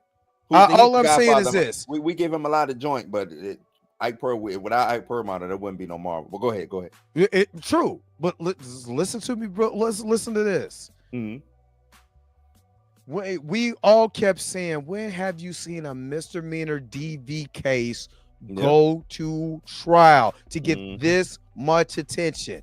And Alvin Bragg needed money for his campaign, because who was Alvin Bragg also going after at the same time? Donald Trump. Yep. Mm-hmm. Donald Trump could be a detractor for what Disney's trying to do or whatever. So hey, look, you need some campaign money? See, it's not, I keep telling people, it's not about, okay, I got you. You saying it wasn't Marvel, it was it was Agent Orange. All I'm saying is Look, let's put some campaign money out there. Let's you need something. You need you need a little something. Oh, Angel Orange. For the simple fact is that this was so you take your biggest star and you slander him so hard because the reason why people was like, well, Disney didn't say nothing. They didn't have to. They were letting the New York Post, they was letting the Hollywood Reporter, they was letting Variety, they was letting all these outlets. They was pissed off when the Business Insider got into it. You know what I'm saying? When stuff the stuff start adding up. Yeah. All I'm saying is that there was, to me, a campaign to destroy this man in public. So now when you get to now, you can say, well, we was pivoting away from him anyway. Before he even, I won't even say his name because, we were doing this. We were doing that. Like, yeah, we weren't doing this. We weren't doing that. That is crazy. Another thing is, you gave this man, we know you gave him a large multi-picture deal. So how were you pivoting away from him? You had the mock-up of Kang Dynasty, next phase. The next phase. What are you talking about? You was already thinking of moving away from him. You know what I'm saying? I've always said that them coming into the multiverse, they didn't know what they was doing. Yeah. And we obviously know now because they're saying, hey, we don't even we don't even have the scripts ready before we start throwing out stuff. And people, who was that? Josh on Dinner Nerds is getting mad about, oh, well, that's not how scripts is done, blah, blah, blah. Scripts are always done like that. No, the hell they not. You make a script. They do a script, and you turn it in. Right, and you film from that script. Now, can scripts change throughout production? Yes, but you have a completed script. Exactly. Feige says we don't have completed scripts. They're even saying right now, as they're filming Dooms, they got to do writing a script right now as they're filming. We've heard stories of them not having completed scripts. Exactly. A lavish struggle. This is my tinfoil hat that I'm saying. But because I know people, again, I think after I talked to Jonathan's former lawyer, it gave a little bit more credence to what I'm saying. Because I had a conversation with her face-to-face in New York. Right. And it gave a little bit more credence because it did not make sense because technically, if you want to get out of a contract, all the other guy got to do is mess up. Yeah. If you want to get out of a contract in the NFL, you want to get out of a contract when they say the situation is it detrimental to the team? Right. That's what I'm saying. Unbecoming of a player or something like that. Yeah. Yeah. You know what I'm saying? You can easily, because there's clauses in there just in case you could get in trouble. If we want to pull away, if they just said we just wanted to pivot, they would have had to. It would have been a breach of contract, and they would have had to pay Jonathan way more than the $20 million because he could have sued him. But if I use an incident to cover my butt, say, Bo, did we just talk about this with Bo? Yeah. Now, Bo did get in trouble as far as legally contract detrimental to the team. There you go. Yeah. If I do something that's, this conduct is detrimental, then I can pull myself out of that contract because you the one who did something that was a breach of contract. Not me. Not me. You did it. Right. That's all I'm saying. Now, again, this is my tinfoil. I ain't got no tinfoil. I ain't got no hat either. But it's just my tinfoil hat. Because then why would Kevin Feige say in this article that I wanted to move away from Kang? Think about it like this. Why would Kevin say that? If he didn't have another plan. That's all I'm saying. If there was not another plan, why would you come out and say, you know what, with this whole Kang thing, I always wanted Dr. Doom. Why you just didn't do Dr. Doom in the beginning? You just didn't do Doom from the beginning if you always wanted Dr. Doom. And then you paid, when you knew you could get Robert back, you paid him $75 million. Crazy loot. But you wasn't paying, but you didn't want to pay Chadwick Boseman. I'm just saying, you finally gave Anthony Mackie not only a raise, but you gave him executive producer credits on one of the most underwhelming films you could have had. They knew it wasn't gonna But that's what I mean, man. They take these films and they just throw them out there knowing them, or they set them up to fail. They set Captain America 4 up to fail. That's what I'm saying. And that's how you know that they didn't have a completed script. No, because the way it changed so much, like that. It changed in the movie. Right. The way it changed in the movie was even worse. Because you can see, like, when you're watching that movie, the reason why I don't watch that movie, because, again, I'm one of those type of people that you have to keep my attention, and I can tell, you know, where the actual movie was cut here, and this is reshoots here, reshoots there.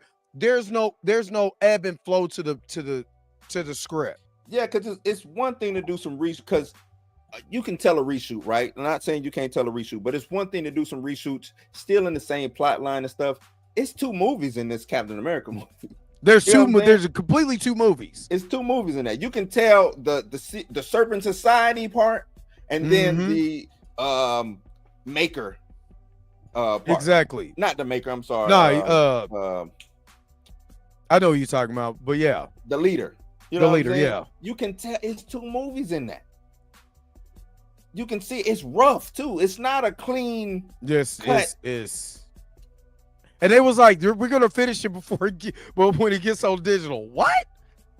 all I'm saying is that I'm not putting it past Marvel or Disney. It's really Disney. Not putting it past Disney.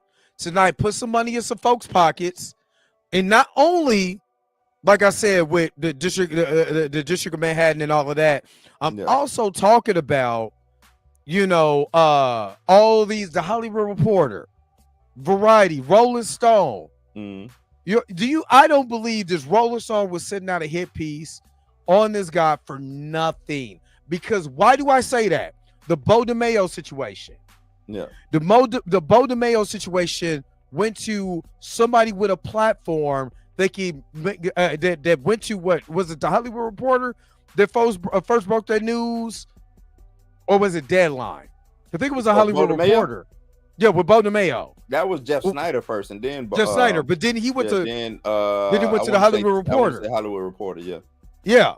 Hold on, let me Jeff Snyder in the chat real quick.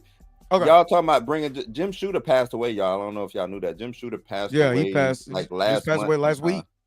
Yeah, like last week or week before last. Just to let y'all know. Yeah. But yeah, no, those are, you know, I guess that's their MO, you know what I'm saying? Like, to put hit pieces out on people. Exactly, because you know how Hollywood is. Yeah. Hollywood does this. That is a Hollywood thing. Because that's the way that they help you get blackballed in Hollywood. Feige is he a fraud, man? He fraudulent. I'm trying to tell you, nothing has come good from his real tenure. That's the reason why I call it, because we see his real tenure. His real tenure is phase 4. 4, 5, yeah, 4 up until now. That's because now we're getting into phase 6. Yeah, that is Feige's real team. He had people running the ship for him. I mean, you had Jon Favreau. You're right. You had Jon Favreau. You see what he did with Star Wars. Yeah, they didn't get lucky with the first 3 phases. They put out good product. They sat down, good product, good scripts. A real. You can't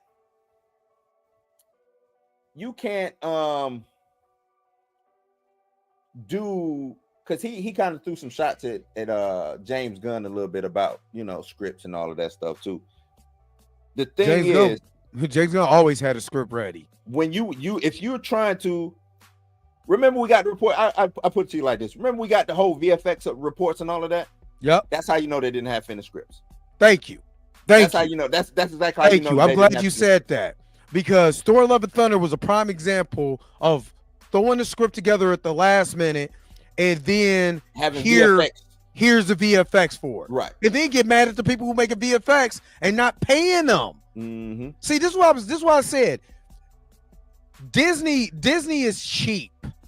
Disney's cheap. The reason why they paid Robert Downey Jr. $75 million just to give you this, if he wouldn't have won that Oscar for Oppenheimer, They wouldn't be bringing him back like that. No, you're right. Because he had flops. Mhm. Without the MCU, let's keep it real. There was Sherlock Holmes, and those were cool. But what about them other movies? Well, all it takes is one, and I don't take it. You know, It takes one. It takes one. But what I'm saying is that if he doesn't hit on Oppenheimer, does he come back like this? No. Well, I don't know. People fell up in Hollywood. I don't know. Yeah. Yeah. We got to be this color to fall up. We can't be this color. We got to be that color to fall up. But yeah, man, the way that they was without the script being, because VFX is done. Think about if I'm doing VFX and you give me the script, I know what to do now. I don't have to rush. So by the time it's time to input these scenes and get them right, I got the concept ready to go. He said, Marlon Moore said, you can't say Kevin Feige is responsible for all the bad stuff in Marvel and not give him credit for the good when he's been there the whole time. No, I give him credit.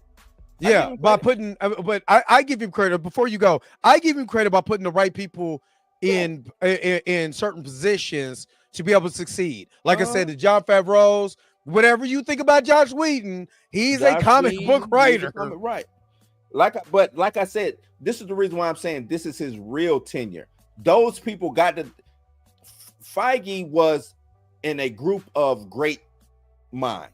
Right, not saying Feige is not a great mind, but he was in a group of comic book nerds, great minds. Yeah. Feige, at the end all be all, Feige must be the guy. He worked on the X-Men and stuff. That don't mean you're a comic book head.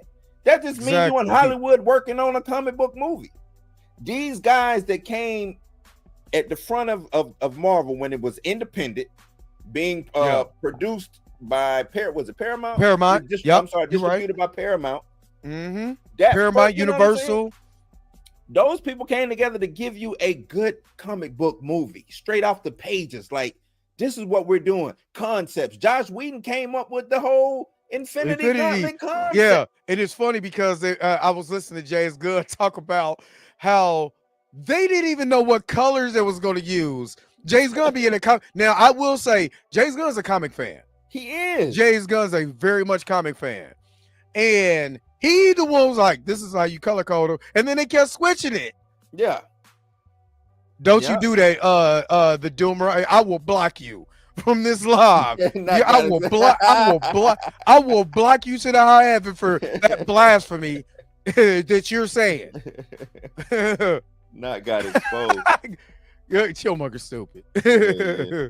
But no, that's what I mean by now you're saying, because when you allow Nate Moore and all these other people to get on and talk about how we don't like to hire people who read comic books. We don't want creators who read comic books or know the product. That's the dumbest thing I've ever heard in my life. That we don't here at Delta, we don't hire pilots that know how to fly planes.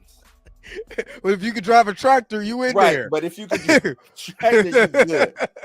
What in all of the world are we talking about? Well, I got my driver's license. Oh, well, come on, you good? Like, ain't that a DEI hire? Isn't that technically a DEI hire? You hire someone just on the strength of just hire them, not because they're qualified, just because they're there. Right. That is crazy. Like, come on, man. Look, brother Stark, I got on somebody that tried to talk crazy about Tupac that wasn't even alive when Tupac died. Let alone when he was. Well, I'm like, man, if you don't shut up talking about Ben. Anyway, that's crazy, man. Just letting stuff like that slide, man. The She-Hulk debacle. As do you know how dope She-Hulk should have been? She-Hulk should have been way doper than what they gave us. Do you know how dope? And I tried to enjoy that. I tried to enjoy that. So I just couldn't. I love She-Hulk. Like, I'm a fan of She-Hulk. For one, She-Hulk is She-Hulk. I don't even remember a comic I had. Look, yeah, I don't even remember a comic, just being real. I don't remember a comic that I have where She-Hulk was just in Jennifer form. every comic that I She had, hates being Jennifer. Yeah. That's what I'm like. Do y'all not read? Oh, this is straight out of the books. I'm like, what book are y'all reading? When she found out that she was She-Hulk, she never ever wanted to turn back to Jennifer. Yeah, because she was having fun smashing people and being She-Hulk. She loved being She loved being a sexy She-Hulk. It got to the point to where the firm she was working at was like, oh, could you please turn back into Jennifer? She wanted to represent criminals, whatever, super criminals, superheroes, all as She-Hulk. Yep. To let the world know that no, I'm a superhero. This is what I do. It's crazy that's because guess what? The budget, the special effects. Yep. And then when you're not paying your people, you understand, when you're not paying your people, that's going to happen. Mm-hmm. When you're not paying your people, you're not paying special effects. You're not, you know what I mean? You're not doing that. But again, She-Hulk, I know why She-Hulk was a television show, because they can't do it in the movies, because anything that's with the Hulk, any Hulk characters or Hulk adjacent characters still has to get distributed by Universal. Mm-hmm. You know what I mean? So that's the reason why they did. I don't mind it being a TV show. It's just like y'all had an opportunity to tell a dope story without trying to make the incel population look bad. Like why attack somebody who ain't gonna watch the damn show? Right? Like, why would I attack somebody who ain't gonna watch the show? You know, shout out to Chill. Shout out to Chill, because Chill was like on the show, they was talking about Ironheart. He was like, I'm talking about the racists who might see Ironheart and think that this is not representation. Racists is not watching Ironheart. They don't care about the representation anyway. Shit. I'm watching. No racist is watching, is actively watching somebody black and like, you know what? That's good representation. Yeah, like, oh, you know, that really changed my mind. Like, nah, they right. Like, no. Tomato. Chill, my guy. I love you, Chill, but that shit was funny as hell when you said that. But that's just like these dudes who hate women and, you know, and they riding on the good ship lollipop. They not watching that. Why? All you doing, because now all you doing is helping their narrative. Exactly. That story is not going to go off good. No. Or you're alienating, you know what I'm saying, people. You're alienating fans of Marvel to tell a story you want to tell. Not a comic book story, a story you want to tell. Right. Again, bring it back to Superman. Superman is telling a story, whether you like it or not, whether it's fast-paced or not. They're telling a comic book story about a guy who is an alien, who is just trying to find humanity, and this is the early stages of his career. You know what I'm saying? Now, you can say that the conflict that was going on in the show, it, you know, deals with real life. But what movie has it? Iron Man did it and all of that. So you know what I mean? But still, it's still dealing with the comic book character and how the comic book character is going through the comic book the hero's journey. Right. Where is Jennifer's hero's journey in that show? Nah, she just went straight on. I know what to do like what? I mean, this is the same critiques that I was hearing about Ironheart. Ironheart didn't have no hero's journey. You know what I'm saying? But they didn't like her hero's journey. She had a hero's journey. Yeah, she did. You know what I mean? It was hella conflict. There was no conflict with old Jen Walters, because they was too busy telling jokes and having Wong show up. Why is Wong in this show? This is what I'm saying. Now, mind you, that's not the only show that was like, what the hell are you doing? Secret Invasion and all of that. I was just about to pivot to Secret Invasion. Yeah. So there's no premise. It's just there. There's no premise to it. And then you do all of this and show that Nick Fury has a Skrull wife and all of that. Where was she at during the Marvels? Black Girl Magic. Secret and I always say this. I got it when they announced Secret Invasion. I got excited, man. I was like, I was too. Secret Invasion was a big storyline, and I have it, and it's great. Fly by night. What we got? 6 episodes. How many episodes we got? Did we get 6? Yeah, we got 6 every week. Yeah, episodes, not 3 and 3. And It had all the heroes in it. You can't do secret invasion. Invasion. Like, who did they invade? And you said this too. You said this before. You said, I'm tired of them taking the comic book stories and not really doing Just the the comic title. book stories. Just using the You're doing a title. title, but not doing the comic book story. Like, because I'm cool with you taking your liberty. You want to take liberties with secret invasion, cool. But give me secret invasion. You know what I'm saying? Can I get at least 65% of what secret invasion was about? Great. Yes, that should have been a whole phase instead of them worrying about the multiverse. Yes. Secret invasion would have been a layup until you got to the next big thing you wanted to do. Look, Judivision. We literally just seen Captain America 4, right? We got a new president. Where was the conversation about the Skrulls being in there? None. That they were really a threat? It didn't matter. It didn't matter. Not, you know what I'm saying? Not only that, that is still a big loose end in the MCU, but nope. Doom War. Yeah, let's reset. They can't wait to reset this shit. Sorry, Miss Roberta. Okay, because I gotta get Miss Roberta put this down. This is a $10 super chat. A long time ago, we were just talking. I also find it suspicious that Feige seemed not to be able to mention Jonathan Majors by name in a recent interview. Called him either the actor or the Kane character. Get them likes up or else. It's gonna get you. Let me get all right. Let me get we're gonna take a little break, but this is for Miss Roberta anyway. After these messages, we'll be right back. Now you can own one of the greatest gospel albums ever on the rough side, with only giant hits and legendary stars. Biscuit. I know it's the truth about it. I love. Oh, how I love this biscuit. Oh, how I love this biscuit. It is the best biscuit. I know. We now return to the Transformers. All right. The Doomer said he had a flashback at his grandma's house.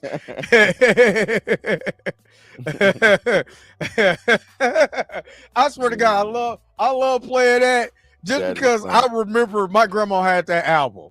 She had that Rough Side of the Mountain. I remember the commercial.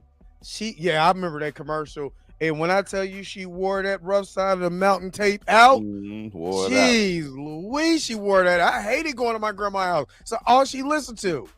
Can we listen to something else? Nope. On the rough side of the mountain. That's what you're gonna hear, man. All day. But back to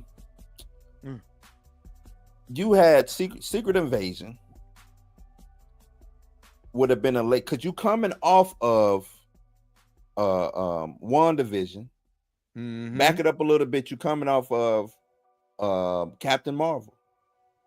I need some time to think. What to give me some time to think? Let me give them 2 phases of secret invasion. Yeah.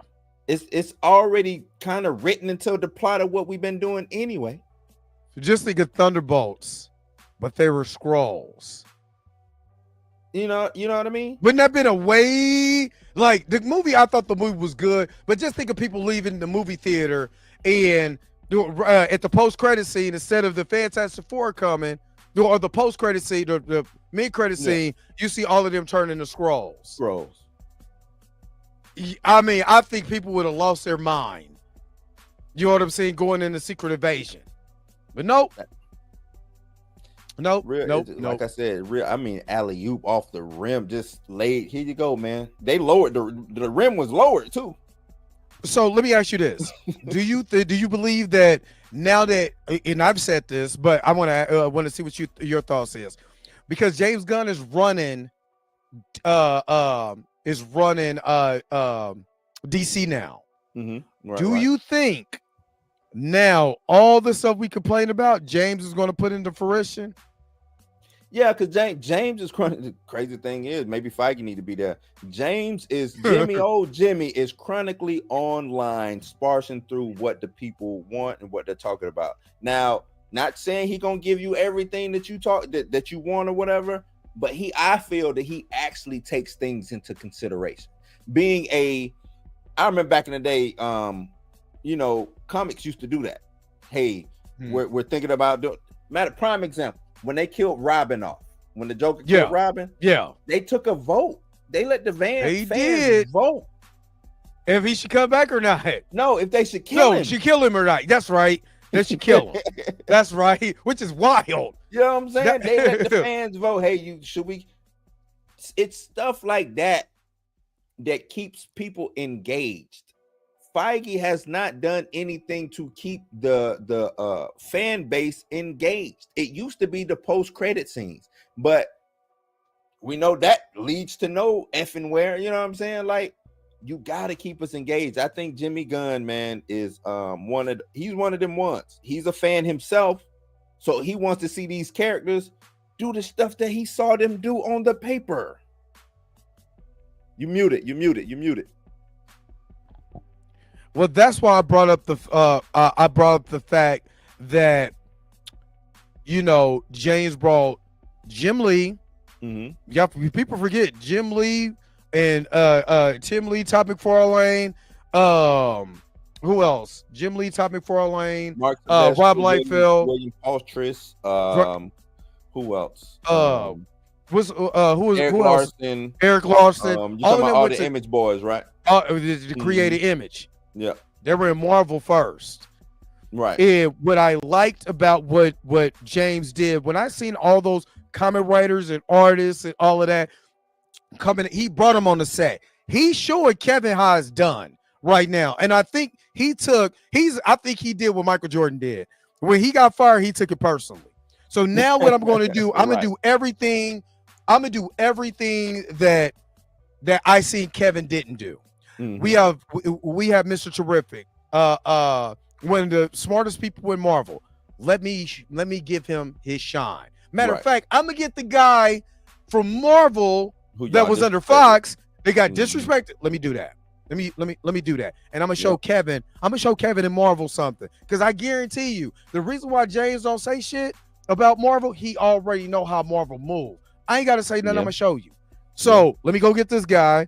You know what I'm saying? Even though it was a Fox property, they did him wrong. Let me show him respect. And I'm going to show respect to black characters. You know what I'm saying? I do want a Static, but I can't right now because legally, which, they need to work that out so we can get those characters. I heard it was McDuffie's widow. Yeah, they need to work that out. Yeah. Mm-hmm. Because just think of what he would do. Just think about it like that. What he would do with those characters. Number two, Jay's is like, okay, you're taking comic book stories and making your own shit. Okay, cool. Let me go tell the real stories like what WB has already been doing in their cartoon animated universe. In their animated universe. We're going to get the Justice League. It ain't going to happen the way that you think it's going to happen. We're going to build it up slowly but surely so it's a payoff. So when we do, if they ever do Crisis on Infinite Earths, then it's a payoff. They did it in even though I wasn't really a big CW fan, they did it. They did a phase better in the CW than phase 4 and 5 in Marvel. Think about that. Easy work. Explain the multiverse way better than what we get. I saw, but even Bo DeMaio said it. Do I think James Gunn James could hire Bo. He could hire JM. He could go on the spree and hire people, but Bo even came out and said that when they was talking about the multiverse, he was like, there's a timeline. Remember the same stuff I've been saying. Timeline, universe. What are we doing? Are we doing different timelines? Are we doing different universes? They are not one. They're not interchangeable. They're not one and the same. Exactly. Now, the Doomer, you can't have everything. The CW, now the people who was complaining about Mr. Terrific putting on the black voice or whatever, which is what is the black voice? that's a conversation for another day. And that is But- how the dude talk. Like Eddie talks But- like that's his talking voice. I don't get it. It's funny, but the way to say, well, you know, I wish you would talk more like this and more like that. The CW version gives you the palatable version of that doesn't have the gruff. Like when people was, you know, I think it was Comics Explained was the first one to put it out that he sound like Robert Downey Jr. in Tropic Thunder. Tropic He was Thunder, like, I yeah. can't unhear it. I'm like, I honestly didn't like that because we know that Robert Downey Jr. is playing a caricature of a black man, Yeah. and Eddie. And I was gonna make a video after watching the bootleg. Was all the scenes that people were taking, but like, see, this is what he doing, not putting the context to it. Yeah. You know what I mean? When he talked about the dog, man, you brought that dog, man, and that's the only part. Why you gotta say it like that? If you know the context, the damn dog chewed up his T-spear. Yeah. You know what I'm I saying? mean, how do you say that? You know, like it's No, terrific. no, What? no, Anton Fields. No, I got it. The context of that was before that How was when it they a were in Spanish version. I say No. man now to this day. Yeah, I'm like, man, you brought that dog, man. What are you doing? What are The you doing? context of that is right before that. The two or three scenes before that, when they were in the Pocket universe, they were looking for Partner. Superman. Yeah. And Crypto, he's like, there's a dog, there's Superman with a baby, a dog, and a squiggly man. That's exactly Yep. what he No, says. he said a dog then- wearing a red cape. Yeah, wear red cape, Superman with a baby and a squiggly man. And the squiggly man. Then Crypto bites his T-spear, and it was like, so when he seen the dog, it was like, you brought that dog, man. What are you doing? Like, Yeah. because the context was he chewed through his thing, and then when he went to go get it, Crypto almost bit him. So he had and not beef only with the that, dog. remember, it wasn't just that too. Remember, he had to fly on Crypto back. But yeah, that is a funny scene. So though. and Crypto, you know, was jumping all over the place. He had to fly on Crypto. That's where all of that comes from. Dan, you brought the dog, man. Like this dog is too hyper. Why you brought this dog? It's crazy. Come on, man. Like, I don't know, man. To me, he sounded like I've seen him in multiple pictures. Not saying I followed his career, but he sounds like he sounds. Yeah. You know what I'm saying? Like, I didn't get nothing different than how he sounds. The big thing that I liked about his portrayal is because, and I'm going to use Ryan Coogler. Ryan Coogler is very intelligent. Yeah. Very intelligent dude. When he was breaking down how 70mm film works in IMAX and how excited he got, and because you could tell that's his passion. Yep. Straight dude from Oakland, highly intelligent. And sometimes I hate the fact that we look at people, or matter of fact, there was a show I used to watch where there was two black veterinarians. You know what I'm saying? They had this reality show about them. It was kind of like Dr. Poole, but it was one of them straight, one of them country because they met in college. One of them country met in Tuskegee. One of them hella country. The other one, you could tell, you grew up in the inner city. Right. Very intelligent dudes. They don't have to sound problematic, probably danger, ain't got to sound like that. But you could tell that they're very highly intelligent brothers. You know what I'm saying? Why do we gotta? Why would you bring that canine, man? I don't like it, my good sir. I don't like it at all. Not Excuse me, dear fellow. You brought that mutt. I don't like it. I don't like that mangy mutt. You know what I'm saying? Like, hey, and plus Kevin Feige, and the reason why I said this is that Kevin Feige came out and said that, which I went back and watched. Mr. Terrific is irritated as hell with Green Lantern and Hawkgirl. Yeah, because he don't like being there. He doesn't like being there. So Kevin Feige said he's Mr. Grumpy. So now I feel that now when you go back and watch it, knowing that he's being dismissive. That's why he's like, whatever. Here's my ride right here. Doo-doo. You know what I'm saying? You brought that dog. He started warming up to Clark once he was like he wanted to piss off Green Lantern. That's when he started warming up to Clark and he smiled. That's the first time he actually smiled through the whole movie was that scene. And see, so I think it's not to cut you off. I think it's more to the Justice Gang because it's just three of them. Now, if you look on the wall, there's a whole Society. The Justice Society is over there. Where they at? You know what I'm saying? So I think it's more to it. I think, and those are that's what we talk about. Dropping, you get dropped in. You know what I'm saying? And now you're going to see why Mr. Terrific acts like that towards Green Lantern or Hawk Girl. You know what I'm saying? Like, that's a good thing to have lingering in your brain. The Doomer? Yeah, there you I'm go. just saying. Yep. I'm just saying. There you go. That's exactly what it was. He was pissed that he does not like Guy Gardner. But in the comics, who does like Guy Gardner? Right. Well, I mean, there's certain comics that's, you know what I'm saying? There's older comics. He's supposed to be the a-hole of the Green Lanterns. That's what he is.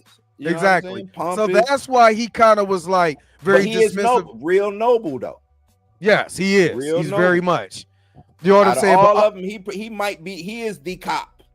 That's the thing about it. Yeah, he's the top cop. But now you see why Mr. Terrific had a problem with him. Yeah, he's the top cop. He's too much of a cop. And he's like, man, I got to be around these folks. Yeah, oh, what in the world? Yeah, that's what right, commercial. I studied at Cambridge. What's my motivation? What's my motivation? I seen this. There's a clip on YouTube. I gotta find it, but it's Jamie Foxx playing this prestige whatchamacallit actor, and it's funny the way that a matter of fact, I'm gonna try to bring it up real quick. Hold on, I'm gonna have to, because it's starring it's David I. Greer's skit. But they showing, matter of fact, I got it. Hold on, real quick. I'm gonna share this real quick, but I want y'all to listen to the way Jamie Foxx is the way Jamie Foxx is saying his lines, and I'm gonna say this is how Mr. Terrific, y'all wanted Mr. Terrific to sound. Hold on. Let me see, because I just pulled it up. Yeah, the Doomer. We all been in workspaces like that, looking like, oh man, y'all. Whew. Why am I here? Why am I here with y'all? Hold on. I'm gonna do this real quick because I don't want to get in trouble. But just listen to Jamie though. I know this brother always busy. What's he working on? Well, of course, I believe the only way a person can truly give himself constant challenges to continue to stretch his instrument. By the way, that's how y'all wanted right. Mr. Terrific to sound. Hold on, I gotta play the rest of it because hold on, wait a minute, because I just stopped it. Hold on. I loved you as a razor. Now look here, tell us about this film you got. Well, of course. It's a different role for me. As you know, I'm best known for playing a scared brother on a police show. Well, now I finally get a chance to play somewhat of a frightened Negro in a horror film. Boy, shout out to Living Color, boy. Man, that's what I would love. Where do they, man? Living Color should be in syndication, just playing in a loop somewhere. Exactly. All I'm saying is that's how y'all wanted Mr. Terrific. You know what I mean? Like, come on, man, stop playing. Like, yeah, they gotta stop, man. It's I'm joking. I don't take it seriously. They don't know how they want black folks to sound. That's the thing about it. If you sound like that, then they say he's an uppity Negro. If he sound too, you know what I'm saying? Like, they don't know what they don't know what it is, man. They just talking, man. It's a lot of talk. It's funny. I'm joking. I'm joking. I know some of y'all don't want that. You know, I'm joking about, but I'm just saying, no, we can't we can't keep beating up on our actors. So we can't keep beating up on our actors because I seen that again, started to bother you with not to cut you off, Dre, but no, go ahead. what's his name? Yeah, from with Lethal Weapon. With Danny Glover. Danny and, Glover switched his voice. That'd be $5.99 if you need anything. Well, you got a code switch. Lakeith Stanfield, Lakeith Stanfield is in it. Was in it. Nah, when Danny Glover was showing him the ropes, he was. Hi, welcome to Betamax. How can I help you? Oh man, yeah, I had the code switch when I worked in customer service. I had the code switch. That's part of Black Survival, man. Code just part of Black do you need me to do anything? You want me to check on your bill? I'd be happy to check on your bill. Let's look at that bill real quick. Somebody like me, if I'd I'm 6'2", 225. Yeah, you know what I'm saying? They would that black guy over there. No, excuse me, ma'am. I would. I do apologize, madam. Right.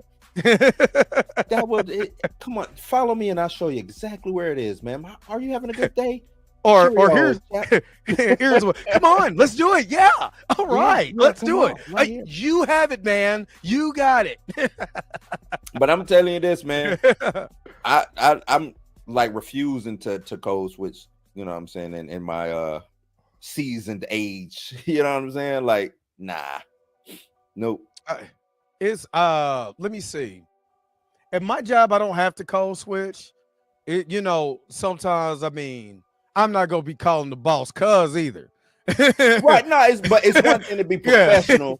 Yeah. You know what I mean? Right. Hey, cuz, what the fuck going on? Cuz? Like, no, I ain't doing that, but because I want to respect. It's one thing to respect the job, but it's another thing to, like you say, code switch. You know what I'm saying? But I'm not gonna lie. I do sound like Mr. Terrific when I know my boss is doing something stupid. I don't joke. I get real direct. Real direct. It's assertive. Yeah, and that's really all it is. I'm like, hey, this is the reason why I wouldn't do that. We have like we have repair. Hey, how many repairs did you do in this and the other, and be like, hey, the repair is this. We got this over here. We just went and did this. I just rebuilt this over here, shaved out this and the other. Hey, do you need anything else? Because I'm done. Yeah. Oh, that's it. Yep, that's it. All right. It. Let's go back to kicking Feige's back in, because one thing we forgot. Yeah, let's finish this. That we really didn't get to. Yeah, let's get into this. Feige is talking about recasting. Oh, Captain America, because I talked about this earlier. Yeah, and Iron Man. Now, T'Challa's been dead how long now? Was that 2022 that movie came out? No, 2022. Yeah. So he's been dead 3 years, which is the same time that we lost 3 years. 3 years. Yep. But it's roughly the same time frame that we lost Iron Man and that we lost Captain America. Mm-hmm. He is basically saying, I have to recast these two because they are the pillars. We can't have future MCU films without these two. I just want to know who made $1 billion. What franchise soloed $1 billion by himself? I mean, plus, I was about to say, didn't Captain America Winter Soldier, did they hit a billion? After how many tries? If they did, I don't even think did they hit $1 billion? Maybe they did, but that was an ensemble film, wasn't it? No, Captain America the Winter Soldier did not hit $1 billion. So I don't think so. But yeah, go ahead with you know what I'm saying? So you have people saying, hey man, just recast T'Challa. What are we doing? Let's recast T'Challa. You ain't gotta do it now, but it didn't even come out of his mouth about recasting T'Challa, but it came out your mouth about Captain America and Iron Man, who had storylines that ended in a good way.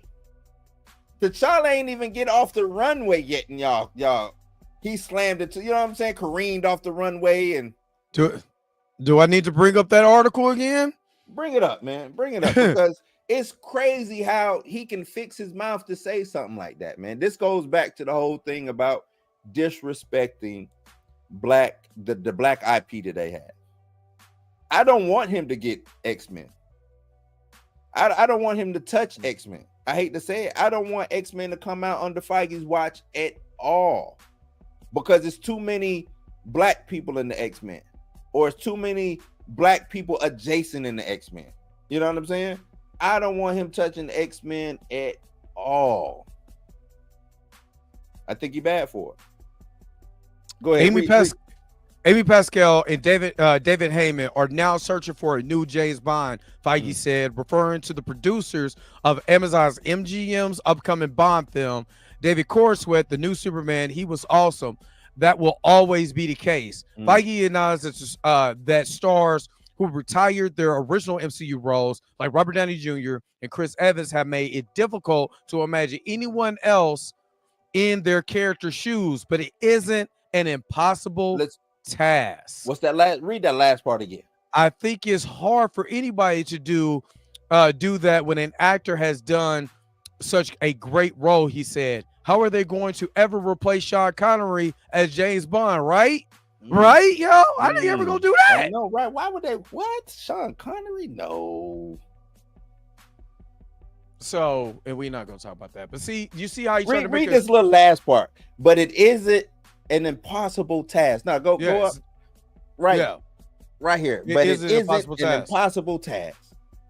Duh. We've been saying that the past 3 years. No, it ain't impossible to recast somebody. It's actors all over the place. There's there's actors coming into Hollywood every day, B. Every day, B. What's up, Tina? You gave a perfectly good actor a white person's role. Made them Wonder Man. Exactly. And what's crazy about this, again, I believe that you're absolutely correct, is that the simple fact is that they do not care about the black talent, and it's on full display. When I talked about Don Cheadle this morning, Don Cheadle is an award-winning actor. Look how the way that you treated this character. You made his character basically a sidekick. Mahershala Ali is an Oscar winner. You treated Mahershala Ali way worse than you treated anybody else in this franchise. And there's another Oscar award winner that you gave 2 movies to.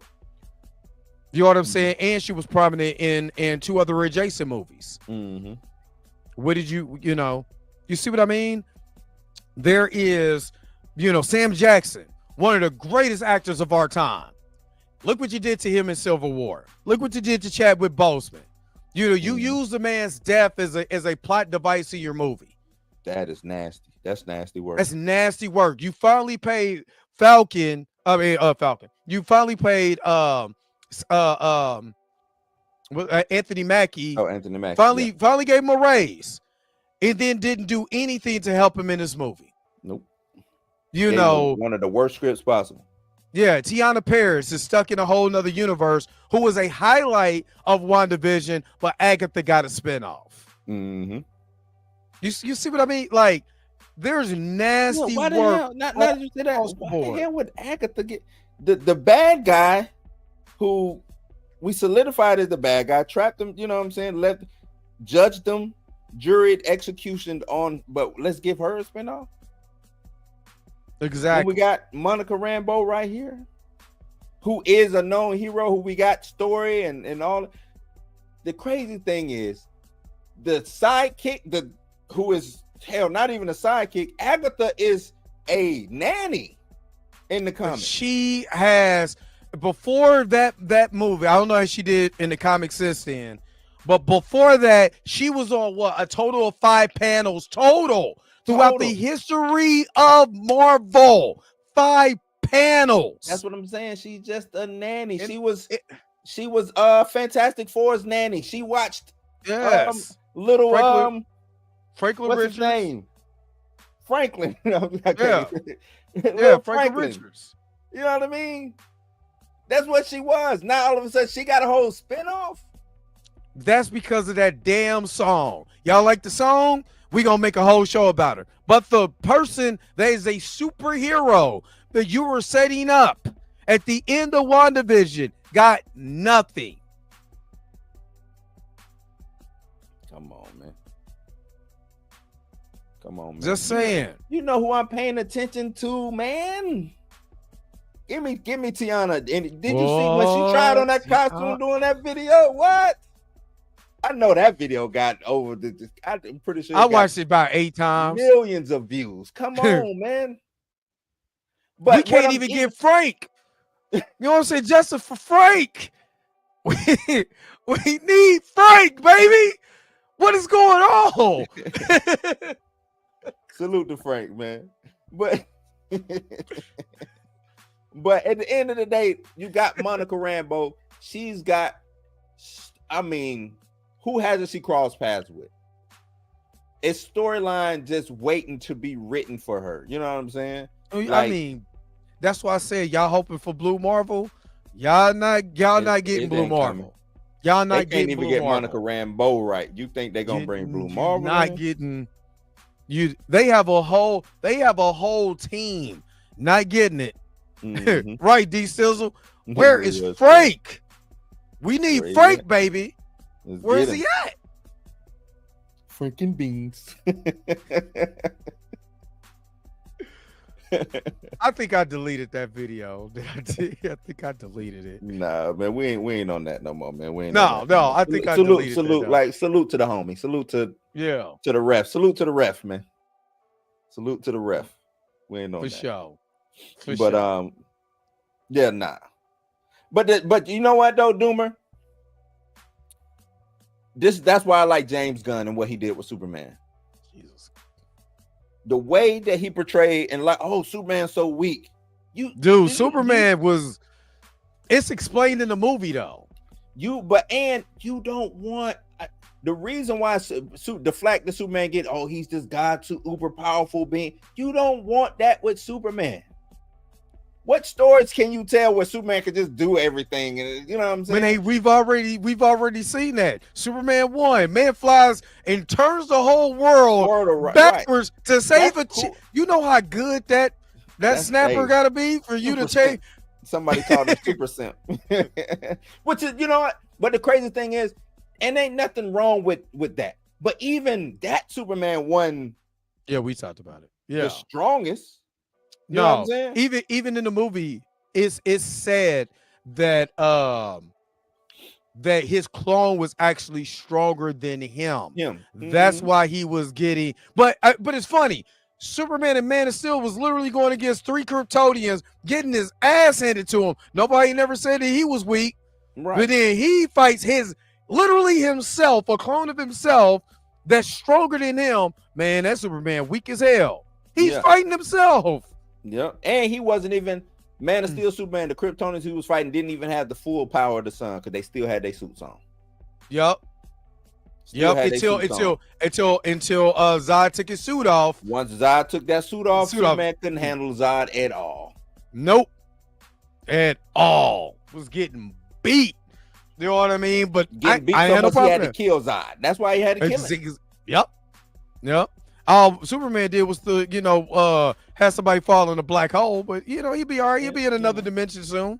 You know what I mean? He'd be in how Earth is with Thor or whatever. You're right. And he'll come back as Bizarro. Matter of fact, they teased that a little bit with Superman having that kryptonite in his body that his face was jacked up. He was like, "Why are you so ugly? I don't know. Ugly. Why are you still ugly looking?" I don't know. You know what I mean? But yeah, so I think they teased Bizarro, him looking like that as Bizarro. That's just my thought. But you know, you don't want the superpower like you don't want that super powerful giant like Ralph got beat down. But you don't want that super powerful because you can't tell good stories. Right. The only person I don't mind is being super powerful is the Hulk because he's kind of mindless. You know what I'm saying? Yes. Like if you got this just force of nature, mindless, crazy, not the Hulk is mindless, but you know what I mean? Like animalistic type situation. I'm fine with that because he's not making like calculated, you know what I'm saying? Or we're not knowing that he's making calculated moves. Superman at one point in time he was super smart, super fast, super. You know what I'm saying? Like, what couldn't he Super do? everything. So I never really. That's why I like Superman, but I didn't like Superman comics because you read them like, dude, if all you're gonna do is have him do the most impossible stuff on the face of the planet, then what is really a good story? Especially for Lex, you know, for it to be a Lex Luthor villain story. Yeah. It's a waste of Superman's talents, that, you know what I'm saying, because all Lex is gonna make him just have them, you know what I'm saying, do the impossible pick. Hey, save Lois or save the Black Green guy. Goblin. You know what I'm saying? That's the same thing Green Goblin did in the Spider-Man movies. Yeah, like that's really all you can really do. Now with this, let's give him somebody he can actually fight and it's actually worth the fight for, not a one-hitter quitter, not, you know what I'm saying? Like the way Superman dispatched in Justice League, what's his name? Oh, you talking about I can't think his name, but you know what I'm saying? He was just beating the dude up like one. Superman fresh from death, came back, this molly-whopping guy, beat him so bad he went to go save people just to come back and beat him up again. Like, you know what I'm saying? Cool scene. Not saying it's a bad scene, but Steppenwolf. That's right. But come on, man. You know what I'm saying? Like, even everybody else getting mishandled. Right. Even in the Snyder cut, it was still the same at the end. Mm-hmm. It was still the same at the end. Dope scenes, but you really want to tell a story? Nah, man, you can't do that. Let's get T'Challa back. Real simple. Feige, you trash. Because this I'm in. I ain't no big Feige. He a fraud, man. He a fraud. I just see him as a fraud. Go get some people. Go get some of the people that you had. Bring them back. Do you think this? That those are unrepairable? Because now you got to pay. The Russos only came back because they got paid. True. And they gave them Secret War. You can always go. It's professional, right? I hate to say it, you can go get Ta-Nehisi Coates. Not saying that I necessarily want to see him, but you can go get I still think he's better. I think he's better than a lot of. I know Intergalactic Empire and some of the stuff that he's done. I know is kind of I don't know, but I think he has more respect for the character than not. Thank you. That's what I was going to say. It's the respect for the character. I think he got more respect. I think he'll do his due diligence on trying to tell the best. If we giving him Black Panther, the best Black Panther story, I do think. Oh, most definitely. You know what I'm saying? Most definitely. It's writers out here who would love to come, you know what I'm saying, and have a movie on the big screen and showcasing the character that they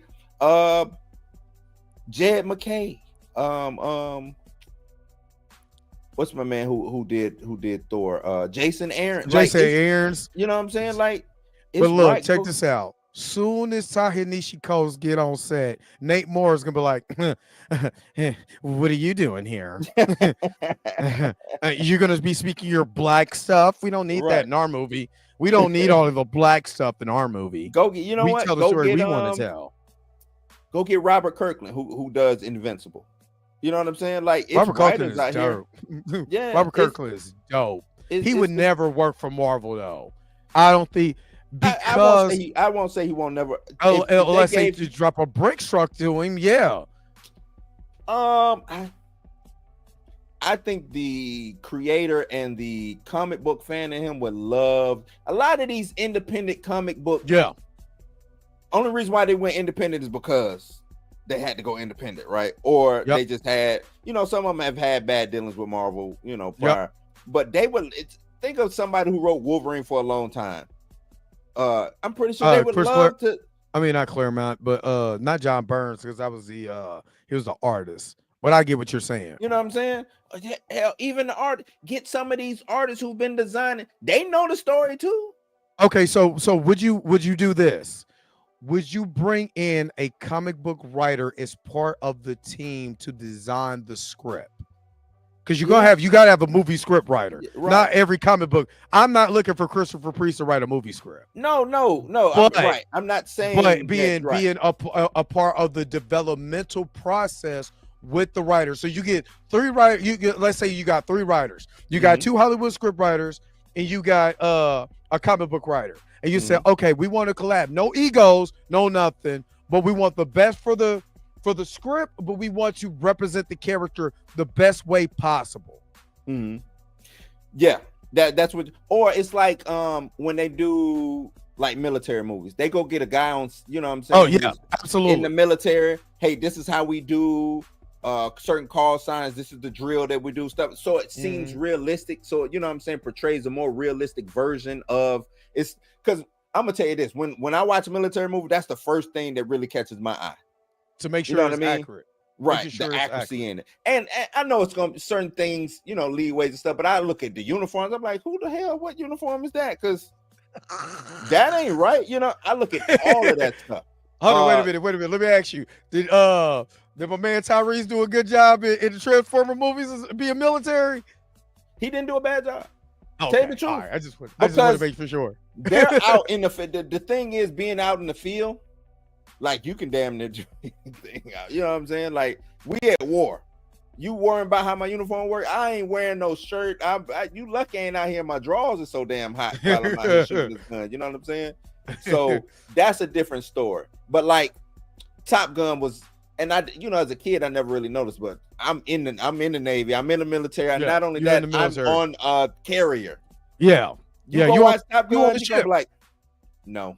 That him going the famous scene of Tom Cruise on the elevator with his plane helmet in hand as the elevator comes up. Yeah. No. Nobody. Only thing that's on that elevator is the plane. They ain't let no people ride that L. Hell no. You know what I'm saying? Especially not you getting, because pilots don't even come out. If and I hate to go into a whole nother thing, but if his plane was coming out of the hangar, which means his plane was down, that means his plane was not ready to fly. You see what I'm saying? So that's another thing. His plane wasn't ready to fly, and it's coming out of the hangar. He just going, no, nope. Oh, but that's just funny. You know, that's movie magic. It is what it is. Yeah. They said the same thing about F1 when I went to go see the F1. And because I like Formula car racing, I like Indy car racing, I like, Baja race, I like racing. So I'm watching not some of the behind the scenes, but somebody break it down. They was like, okay, these are some of the things that cannot happen because this, that, and the other. They'll be absolutely realistic. Even though Brad Pitt did an amazing job, they was like he would have been way too old to drive a race car with that much G-force because he would have died. Probably because his body couldn't handle it. The amount of force that little Indy car is giving you around those. You're going, 200 miles an hour in some of those. He was like his body wouldn't be able. His body is too old. Yeah, because they don't have. Yeah, and they don't wear the. So like that's just like fighter pilots, right? Yeah, most fighter pilots. F1 is a damn good movie though. Not saying that they can't fly. You know what I'm saying, in the older age, but you don't want because you'll brown out. And if you don't brown out, you probably black out and crash the plane because the G's is crazy. I think 3G, what's it? 3Gs, you brown out at 3Gs. So, and they're going like you start dozing off. Is that what that means? You start brown out is but you're still, it's like you're conscious, but you're not. Oh, I've done that driving my car. Going home. Yeah, think of that. But because what is happening is your blood ain't circulating no more. Yeah. Because you're going too fast for your blood to even. Yeah, that's basically what they were saying with the Indy car. Yeah. So his body wouldn't be able to handle it because there's so much. There's so much downforce in a F1 car to keep it on track that like you say, your blood is just not pumping at the rate it needs to be. You're not getting as much oxygen as you need. So eventually you're gonna wreck that car. Yeah. So they will have scenes with them driving, but like when you going in the pit lane and you got the flag and you go drive around at a certain amount of speed, like 50 miles an hour or whatever around that's the scene that they're driving in. Yeah, that's the scene where he's really driving. Yeah. it's like driving 40. But yeah, he's driving all right. He ain't doing that 250 going around that lap. Right. You know what I mean? Or whatever, at 200 miles an hour. Then Tom Cruise did Tropic Thunder. What's it? Tropic Thunder. Not Tropic. Top Gun. His race car. What was it? Days of Thunder. Days of Thunder. Yeah. They talk about they said, yeah, he did. And they're saying that a concept of the next movie is that because they said that Tom Cruise was so impressed with F1 that it would be neat. They would be neat if they brought Days of Thunder and made that like the basis underlying the F1 and those two race, at the, you know what I'm saying, in the next movie. Y'all, hold up. For all y'all talking about Mahershala Ali, he gonna be too old to play Blade. Brad Pitt and Tom Cruise playing doing their thing. Brad Pitt is in his 60s now. Stop it. Only reason why I'm saying he too old, not because he couldn't do it, but they got you signed on for 10 movies. It's like, you know what I mean? But man, Feige, they messed up over there at Marvel. They got a lot riding on Fantastic Four, man. It's a lot riding on Fantastic Four. I think it's gonna be good. What I'm hearing, because I got y'all. Thank you guys that send me ideas, especially the Dre Mac reacts and stuff. I got so much. They just dropped early reactions of of Fantastic Four. They're saying this now. I'm hearing good things. They're saying it's really good. Well, matter of fact, our good buddy over at New Rockstars, Eric Voss, said it's amazing. Only reason why I'm taking that with a little grain of salt with Eric is Eric, my guy. But Eric is also a homer. He's compromised. We know he's compromised. He's also a homer. So I'm excited because it comes out this week. Yeah, and I believe it'll be good. I do think that they buried the lead already with giving us what they said. You know what I'm saying? That last little teaser. I haven't watched. I stopped watching anything as a trailer, teaser, all of that. I don't want to watch nothing. I want to go just like I went in with Superman. I want to go in with a fresh perspective. When you think they got Galactus on point, I just don't understand this Chucky dog Galactus running around New York. Funny. It's just weird to me, man. Funny. He looks weird. I seen that concept art. I'm like, he looks weird. I'm like, man, they showed him like bumping in. He's like the Marshmallow Man on Ghostbusters. You know what I'm saying? Like, what is? He's Stay Puft. Oh man, that's what it is to me, man. I haven't watched it. I haven't watched it bump it into nothing. All I seen from the feet up, and I seen that concept art, and I was like, he looks weird. I haven't watched anything else, and I don't. For the mere fact is that I am waiting because they basically gave the plot of the movie. You know what I'm saying? Like, to me, that was the plot of the movie, and I'm like, even that tease where he looked in the window, that's as much as I got. I don't want to see nothing else. Now, I'm excited about Galactus. You know what I mean? Because again, Thor #1 in 2021. Yeah. When Thor was a Herald of Galactus, that mug is dope. Oh, yeah. That mug is dope. Jesus, dope storyline. Black Winter. Man, that's dope. You know what I mean? So Galactus was scared, so he needed Thor to be his hero. But then Thor was like, I'm nobody's hero. You would give me the power cosmic, and I might just kill your ass. Man, oh my God. Do you talking about? Yeah, Diana would have had a whole problem with the Galactus of the Herald of Galactus Thor. But she wouldn't have won that. but yeah. So but yeah, I'm excited about that. At the same time, I'm like, I'm gonna look at it like Ironheart. I have no expectations. I'm just going to go in and refresh eyes. I'm sorry. I saw the last 3 Fantastic Four. I got expectations. Oh yeah. Okay. I give you that. No, let me take that back. I give you that.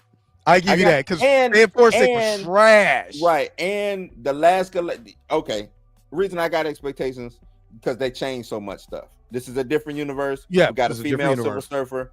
Yes. I'm over that. You know what I'm saying? Cool. Y'all want to go with Shia LaBeouf? Cool. Yeah. What did Stamina call him? Stay Puffed-us? You know what I'm saying? We got the Chucky dog, which is I'm not saying that that's a bad thing. He just looked weird to me. But we don't have the smoke cloud monster. You know yeah, we don't have cloud monster Galactus. That's a great thing. Yes. So no, and then the stuff that they've been putting out, and that's enough. Some of these producers and directors, they need to shut up. Some of them do, because when you say things like, "Oh, this Johnny Storm is not good," now they could be saying that just to like make you pivot in your thought process, but then they were trying to make it seem like they were initially let's keep it a buck. Initially, they were trying to make Johnny Storm seem like he was part of the community. You know what I'm saying? And not a womanizer. Just don't say nothing. Just let the work do it. Just let it be. Like if the people gonna watch it, it's Fantastic Four. They got a built-in fan base already. If the word of mouth is good enough, you'll go get other people to show up. So you don't have to do all that, man. But so I got expectations. Plus another expectation of mine is Marvel has been on this down path, and Marvel needs a W, and they need a win, and they need a big. They need this to be. They need to beat the Chiefs. Yeah, yeah. And Pat Mahomes. Doomer, stop playing with me. They need to beat this one. Is one of them. And a win ain't 600. Oh, see, a win for Superman is just beating Man of Steel. Right, and they're almost there. Right, that's just the win. Almost there. That's crazy. Movie been out going on its third week, and it's almost there. So they just need to beat Man of Steel to get a W. They don't have to get a billing, but I think they could scratch it. I know they ain't projecting that. I think it could pick up some legs and really go. I think these two movies help each other. Me personally, I think. Let me ask you: could it be a Barbieheimer? Stop it, Doomer. And I like her. Oh, remember, we beat them first. You know what I'm saying? We 1-1. Well, you got one, I got one. That's all I'm saying. But shout out to the black quarterbacks, Pat Mahomes and Jalen Hurts. Anyway, could you see a Barbieheimer with Fantastic Four or Superman? Right. But yes and no, in the sense of Superman's already been out and they didn't come out together and they didn't, you know what I'm saying? But yeah, like I said, I think all time, you know what it is, tide rises all ships. I think it's one of them situations. Both of them need a W. Both of these need a win. And as much as the I saw that, that's crazy. As much as the Snyder writers keep trying to say that Superman isn't a hit or this, that, and the third, y'all might as well just shut up and join, hop on the bandwagon, because Superman ain't going nowhere. No, it is direct competition, chill, but direct competition can still make both. Because if Dre is rooting for this fight and I'm rooting for that fight, that's two people showed up for the fight. You see what I'm saying? That's two people. Kind of like what we talked about. We always joke about the Chiefs and stuff like that. But when Josh Allen and Pat Mahomes is on the field, everybody wins. Because you're seeing two great individuals, you know what I'm saying, doing what they got to do. Right. So that's why, you know what I'm saying, the same thing with Jalen Hurts and Pat Mahomes in the Super Bowl. You get to see two great quarterbacks going at it, doing their thing. So yeah, you know what I mean? Like I said, the reason why I said Barbieheimer, because you had Barbie movie coming out that was gonna have his fan base. You got the Oppenheimer movie that was gonna have his fan base, and both of them made money. And that's all you want to do is make money. That's it. Make money. Just make money. He's 3-time Super Bowl champion, 3-time MVP. Stop playing with me. Stop playing with me to do. You about to get a timeout, Doomer. Timeout. Stop it, Josh. Don't do it. I like Josh Allen too. Josh, my quarterback. I'm a bit with my. Yeah, I like Josh. I like Josh Allen too. You know what I'm saying? I like Josh. Anyway, but nah, it could be. It's like who that's say that again, Torian. Miller Waters, ain't coming out the strike. Right. And they killed it. So if people are hyped, this is what I'm saying. If people are hyped for Superman, you could be hyped for Fantastic Four, and that'd be okay. Right. If both movies are good, then for one, I told you, as long as it's made where you could be able to send your kids, because that's who you're going to be, your new fan base is these kids. All bunch of kids was in Superman when I went to go see the first time. And that's why I was like, nah, Superman gonna do nothing, because I hate to say it, Man of Steel was good. I like Man of Steel. I'm not shitting on Man of Steel. It didn't cater to kids. But it didn't cater to kids. It was called Man of Steel. No kid is running around saying, oh, I want to go see Man. Now, Superman, they know Superman. They know the emblem, all of that. This movie's called Man of Steel. So them just reading is not putting them in the mind frame of Superman. I need to go run and see Superman. So that's one thing. Like Dre said, it didn't cater to kids. This was Bat Superman. This was Bruce Wayne as Superman. That's what Man of Steel was to me. Not that, like I said, not that it was bad, but that's the feeling and the vibe I got from it. This Superman is happy. It's like, the whole kindness situation thing is going, and it's a lot of stuff that's needed in today's in society, in today's world. You know what I'm saying? So as a race says, yeah, but after Superman, what's next? Another Batman flick? Supergirl. Now, Supergirl is going to have Supergirl is going to have a totally different tone. That's going to be a rated R or damn near rated R movie. Yep. I wouldn't be surprised if that Supergirl is not rated R.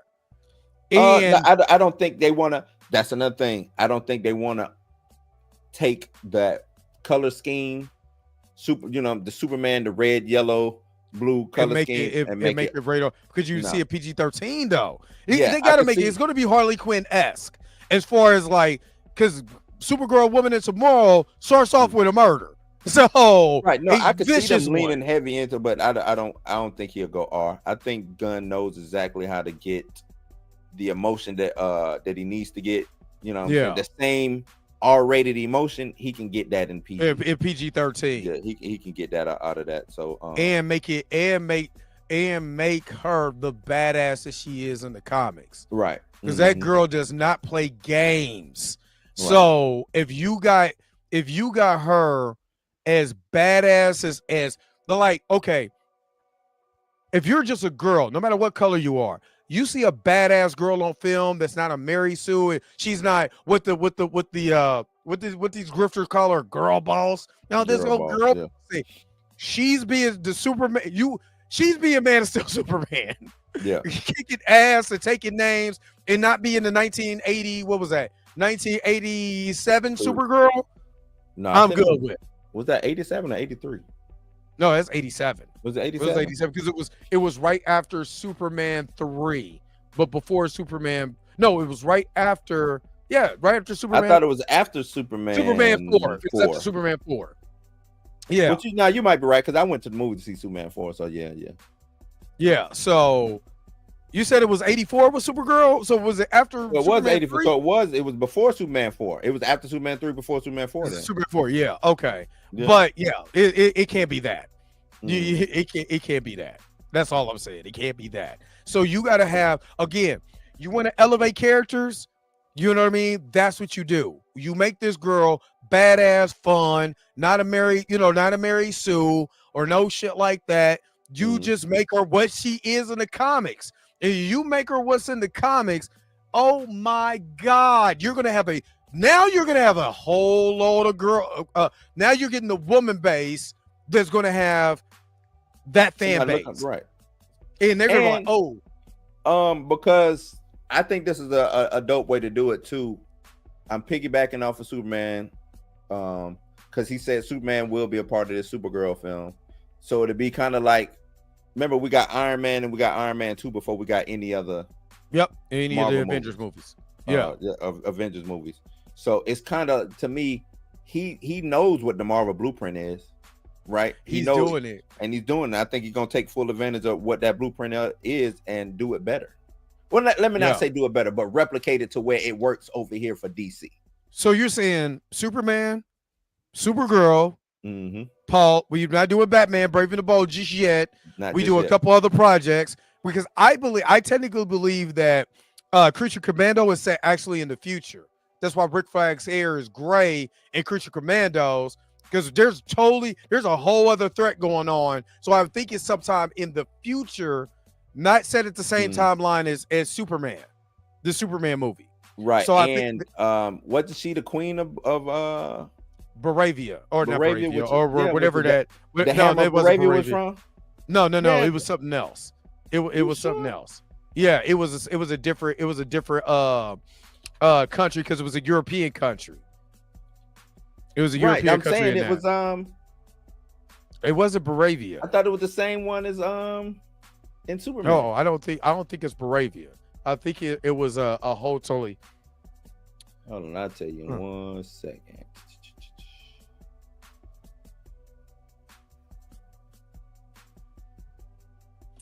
And but while you looking that up, I would like to say Pokolistan. That's what it is. No, I want to just say thank you for everybody who has been subscribing to the Dre Mac channel. We are almost at 5,000 subscribers. So we are 210 away. I mean, 110 away. I can't do math. You can't math? Yeah.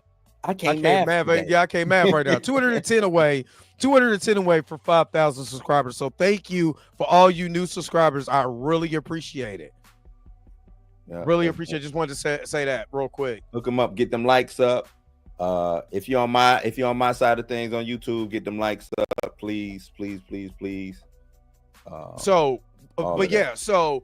that's why I think this whole entire thing that when Creature Commandos takes place in the future, because even in the dream they show all the people that were dead on the stakes. So I think that's totally in the future now. So Jay's gonna, if you could do Creature Commandos and set that a little bit, a few years in the future, not in the like 50 or 100 years. I'm talking about a few years in the future. You could do Supergirl. You could introduce your version of Batman before Brave and the Bold. You know what I mean? You could do all of this stuff. So when you get to that threat that was going on in Creature Commandos, all of it makes sense. And now I'm gonna tell you this: there's a connection. I think we get. I think we find and out the Lanterns is coming too. Yeah, the Lanterns is coming. But I think we get Batman in Supergirl. Yeah, I can see that. Or a hint of Batman coming. You know what I'm saying? I think we. Well, we already got that. We already got with that Creature Commando, but I think we get. I'm talking about live action. Yeah, live action wise. I think we get hints of Batman coming and things of that nature. If we're getting the Batman, we should get Batman from. We should get the dickhead Batman that showed up in like Justice League. Was it Justice League Unlimited or was it Superman? Which one? The one where he was hitting on Lois Lane. I think that was Justice League Unlimited when they was having some crossover. I think it could have been. Yeah, my version of the Batman would be the Batman from the cartoon, the Batman cartoon. He was like the perfect ninja Batman. If y'all would like a dope Batman cartoon story, go watch that one. Let me pull up which one I'm talking about, because that Batman.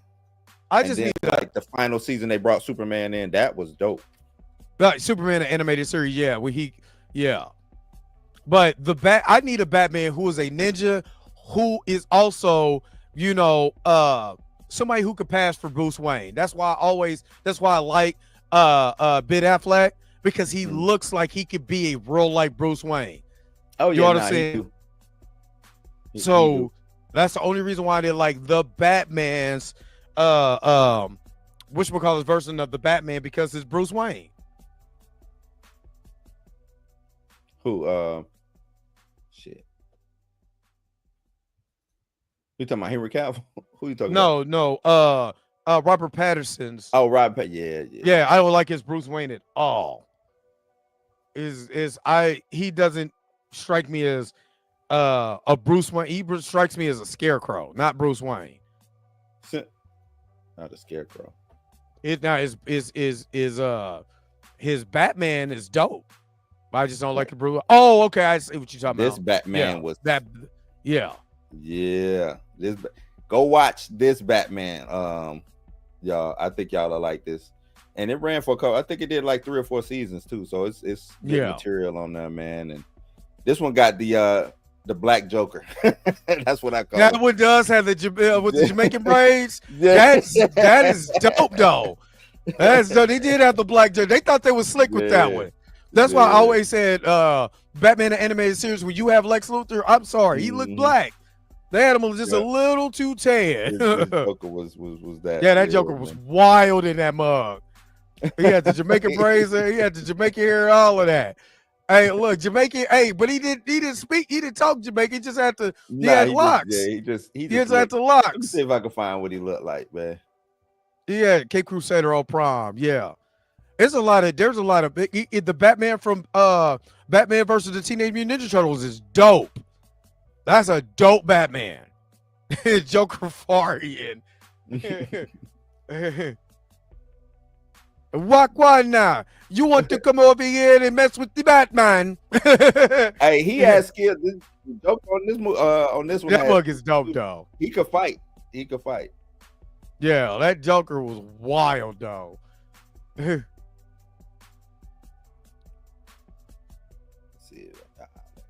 Trigon. Yeah, that's who needs to come into DC. Oh yeah, Trigon.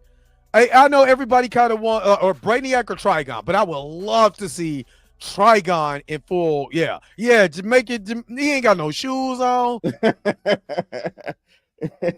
he got the locks. Oh man, I'm just saying. Jacket. Yeah, I'm just saying. So yeah. All right, let's go ahead and wrap this thing up. Wrap it up. Or whatever. Wrap it up. So, questions. What do you think? We already kind of, knew what was gonna happen with Superman. I kind of said Superman might end up as all is said and done. I had 750. What do you think? Fantastic Four. Just let's do opening weekend. What do you think they're gonna hit opening weekend? Ooh, opening weekend. I think they do some. It's been a great July, man. It has been. July. It's been a lot of good movies. It's been dead. I'm not lying. There's been a lot of good, like I said, F1, Superman. I really liked. What was the other one? Did I see? Final Destination was fun. But what do you think? You know what I'm saying? I think it hits. I think between. Huh? I still haven't seen Jurassic Park. Oh, no, Jurassic Park was good. Yeah, I like the 125 mark. I like 125. Ballerina was good. I need to see that. I heard it was good, but Ballerina didn't get the I think the John push. Wick is too strong. Because even the Continental, I don't know if y'all ever seen the Continental TV show that was on on Amazon. Was dope. Was it Amazon? I want to say it was Amazon. That is a dope show, but it didn't get the love that I thought it deserved to get. I think probably because it was a period piece too. You know what I'm saying? But that was a dope show, man. But yeah, I say 125, 115 to 125. Peacock. That's what it was on Peacock. I say about 115, 125 around there. I'm going 150. You going 150? I'm going 150 this weekend, just because we're still in this. This is the reason why I'm saying 150 because we're still in the summer weekend. We are. There, people still talking about Superman. Now you coming out with Fantastic Four. You got a baby in there. You got kids. People gonna bring their kids. But that's what I'm saying. I'm looking at the same draw that Superman drew in. That's what I'm looking. That's why I'm giving it 150. But then what Superman did? I mean, that's why I'm giving it 125. 125. I think so. But the reason why I'm giving it 150 because it's just the brand. Even though Marvel has had its problems, Marvel's brand was still stronger than DC's. True. Superman. Okay. You know what I'm saying? So what? Superman's you name. 130? Yeah, I'm going 150. I think 150, okay. Especially if it's good. If I go and watch this movie and I'm like my mouth is on the floor because I'm like, holy, this is what we've been waiting for. Now we feel like Marvel got some leg. Now it's WWE. If they pull WWE with Stone Cold cuts that promo of King of the Ring, I'm with it. You know what I'm saying? Stone Cold just said, Stone Cold 316 said, I just whooped your ass moment. You got me. I'm back in just for a little bit because I see what you're doing with the black folks. But you at least got me in as a movie goer. I'm not mad at that. It's just what's another thing they got good going for them is it's a short they say it's short, one of the shortest MCU Movies. films. So they'll be able to get them in, rotate out, in, rotate out. So you know what I'm saying. That you probably get an extra screening, maybe an extra 2 screenings every day because of the length of the film. I give it 1. Yeah, because they're gonna try to get, this now Marvel is WCW With with Chris Kane. Stop playing. Hold on, wait a minute. You ain't supposed to know about Chris Kane. Chill. You ain't supposed to know. You ain't supposed to know. No, this is supposed to know. You ain't supposed to know about Chris Canyon. Nah, I was in Nitro and I was watching both. Watching both. We was turning back and forth. Yep. You know what I'm saying? And then what's great, once WCW started calling out, you know what I'm saying, what WWF was doing. Exactly. Because it was pre-recorded. Oh man, that was funny to me, man. Yeah, and you're then champion. You go over there and you'll see, but hold on, how do you know what's going on over here? Oh, it was pre-recorded. Yeah, man. Oh, let's go ahead. Let's go ahead and wrap. I want to address this Batman verse. Yes, Batman would get destroyed by good old Victor Creed. Yes, I'd be watching Impound Comics. I don't know if you ever seen him. Impound Comics. Yeah, he be doing a lot of these matchups, Marvel versus DC, with this team win. You gonna have to see me that way. Batman gets demolished all the time. Like 9 times out of 10, going up against Marvel, he's getting demolished. Just because he has no deterrent for them. Right. He always say, if we talking random encounters. Batman if there's no prep time, just like we did Batman versus Black Panther, and without no prep time, but there's even with prep time, there's nothing in the universe that can stop Adamantium. You know what I'm saying? He had to go get it, but he ain't getting it because T'Challa won't let that happen. So he is ass out. And Victor Creed destroys Wolverine on his birthday on a regular basis. Batman's gonna be lunch meat. Yeah, I think Victor Creed will go through a lot of Marvel characters if given, really given out. He's getting washed. Batman.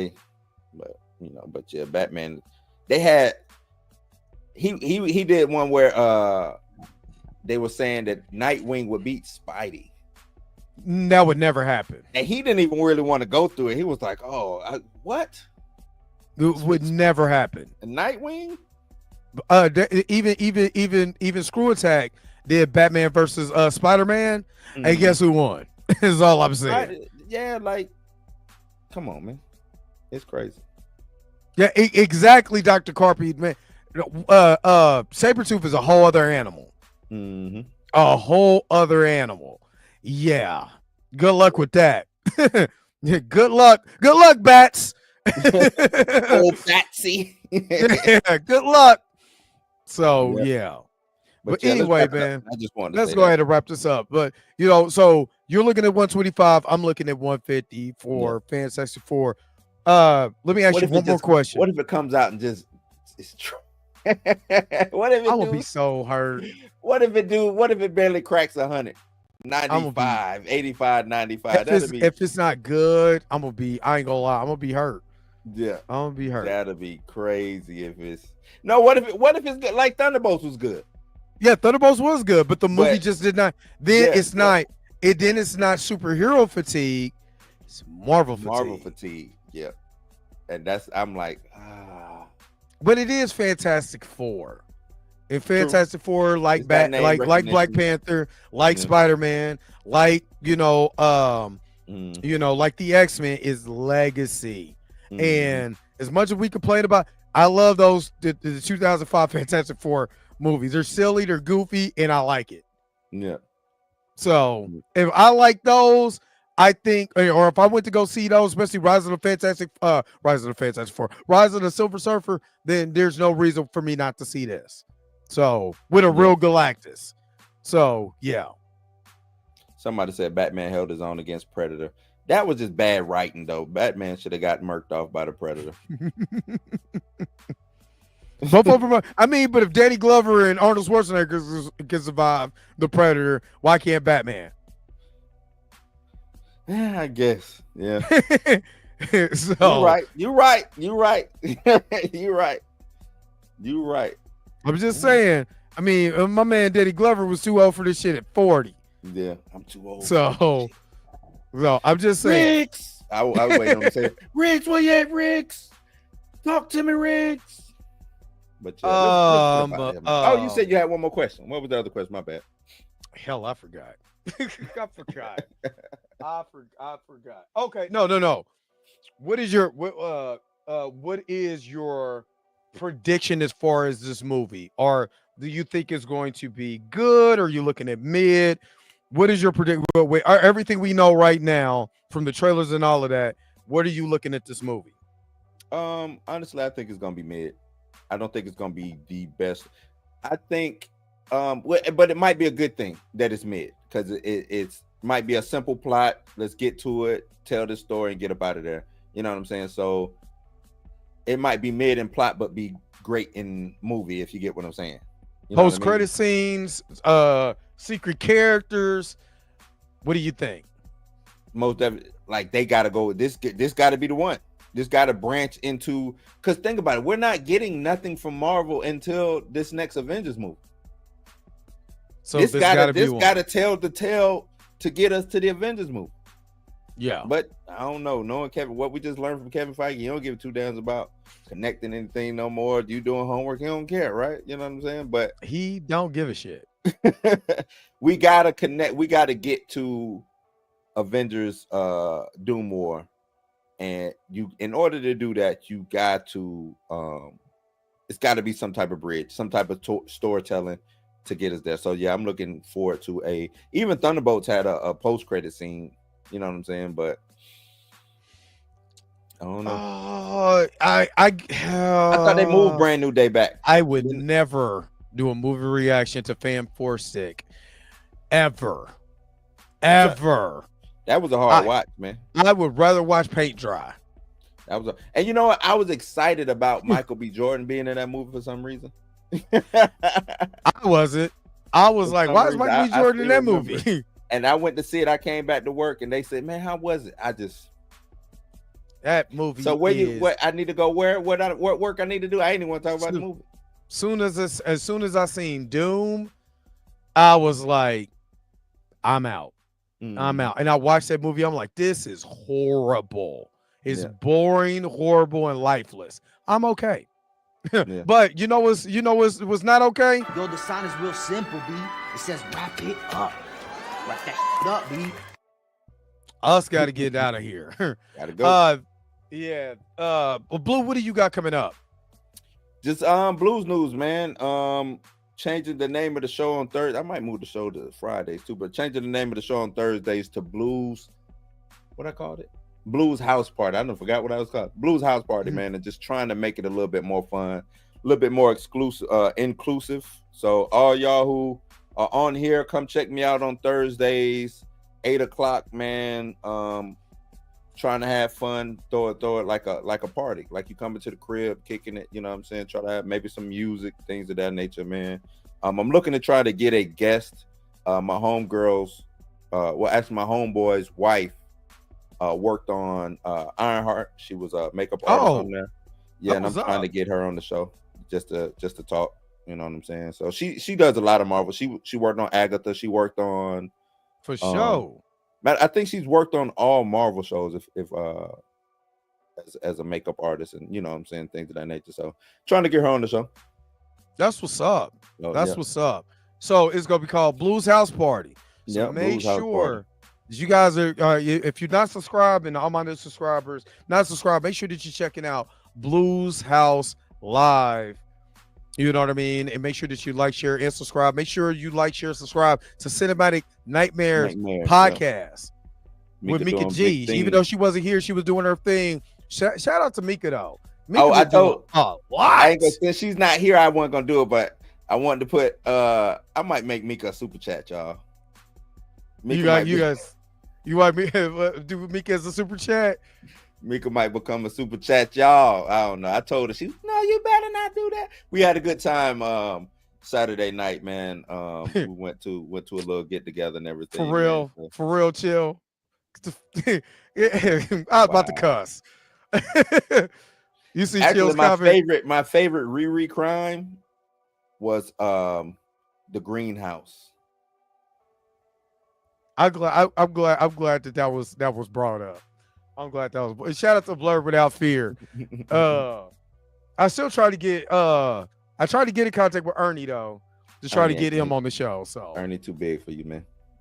He said you know what I'm saying, he want to collab one day. How long ago was this? That was on the show that I did when I did the reaction video. He came into the comments. He came in the comment section and thanked me and said, we need to hook up one time. You know what I'm saying? So one time I wouldn't mind having Ernie, you know what I'm saying, talking to Ernie for a little bit. You know what I'm saying? On, man. Talk to all Ernie do for this. And salute to Ernie. I ain't finna talk bad about Ernie, man. Salute to Ernie. Try to get Ernie on, man. Ernie, hey, Ernie, come get on, man. Ernie, where you at, bro? Put a brother on, Ernie. Like, you know what I'm saying? It ain't like I ain't working. I'm working. Yeah. Get me on that platform, Ernie. Help a brother out. You know what I mean? Come on through, Ernie. Yeah, you know, I talk crazy. You know, I'm petty. So, you know, I talk crazy. But Ernie, get me on, man. What's up? But appreciate it though, Tina. Appreciate it. Appreciate it. Yeah. Okay, so there's gonna be a reaction video, but I'm sounding like y'all. I love y'all. Y'all sending me so much stuff. I got the Birdman, two reaction videos. Why y'all not sending me no stuff, man? Yeah, send Blue some stuff. I know how to react to things. You know what I'm saying? I'm pretty funny. I'm a pretty funny guy.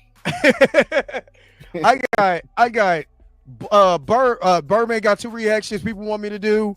I want to redo a reaction to the Grifters losing their mind over Jay from Mortal Kombat because the actor is nuts, ain't it? Yeah, so good. I like that. I would love Comics Explained to come through. I like him. I like my guy from Comics Explained, Rob. I like Rob. I've been listening to Rob for years though. Yeah, me too. I've been listening to Rob for years. I think me and Rob get into some arguments, man. I think we get it, and I'll be going because Rob one of them who like know so much that he forgot. You know what I'm saying? And then since he forgot it, he act like he don't know it no more. You know what I'm saying? that's. I'm like, hold on, Rob. Didn't you say this? Well, and you know how Rob talk, but and he too happy for me, Rob. I love because he is happy. Let me tell you something. Let me tell you, let me tell you, brother. Let me tell you something. Rob, but I like Rob because you yes, D Stizzle. Thank you. Thank you. That's why I would like for him to come up here. That's why I would like for him to come up here. Let's talk about it. That's why me and him be getting into it a lot. Like, but I would love for him to talk about that though. Let's talk about it. Seems like you right over there with the Colonel. You know what I'm saying? With the dry biscuits too. He like the dry KFC biscuits too, man. Yeah. That's why you got to put the honey sauce on there. That's why you got to put the honey sauce. You know what I'm saying? So you got to put the butter in the honey sauce. I love Rob. I've been listening to Rob, but I like Rob because he's always been vulnerable about mental health and his struggles and stuff like. And I like that. You know what I'm saying? I like a YouTuber that can actually, can be big, but express that. You know what I'm saying? These particular is amazing. He just think too much stuff is amazing for me. Maybe he like it. You can't get mad at it because he like it. I can't get mad at it. My God! Oh my God! It's like Rob, amazing what they did with. The only thing he don't like is the Inhumans. The Inhumans. He don't like the Inhumans. Everything else he love. I'm like, Rob, you can't love everything, bro. Like everything. Yeah, he loved it. Let me tell you, no, bro. Look, if they do this, oh man, that'll be so amazing. I got a theory. Hold on, wait a minute. So if we do this, this will be totally amazing. Dr. Doom, right? Dr. Doom comes out with a bucket of KFC. I'm just joking. I love you, Rob. I like Rob. Rob is always wrong in his theories. He's always wrong. He do be wrong because he used comic logic. That's why. Because he used comic logic and not Marvel logic.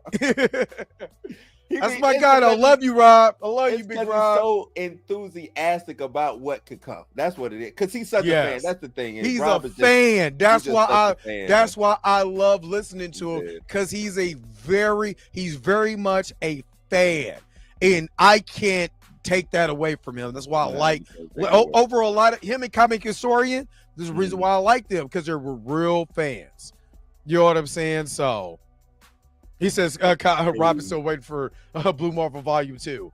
He probably not gonna say that. He do be saying it with his chest up, but Rob is my guy. Rob is my guy. So shout out to Rob. I didn't even do my video. He ain't did it. Well, I know he said he was. I think he's on vacation or something right now. He's on vacation. I follow him on Facebook. There's been a lot of videos he ain't did. I'm like, come on, Rob, get back into the. Yeah, but he on vacation. But he's because of what happened with Comic Historian. He's been going through a lot.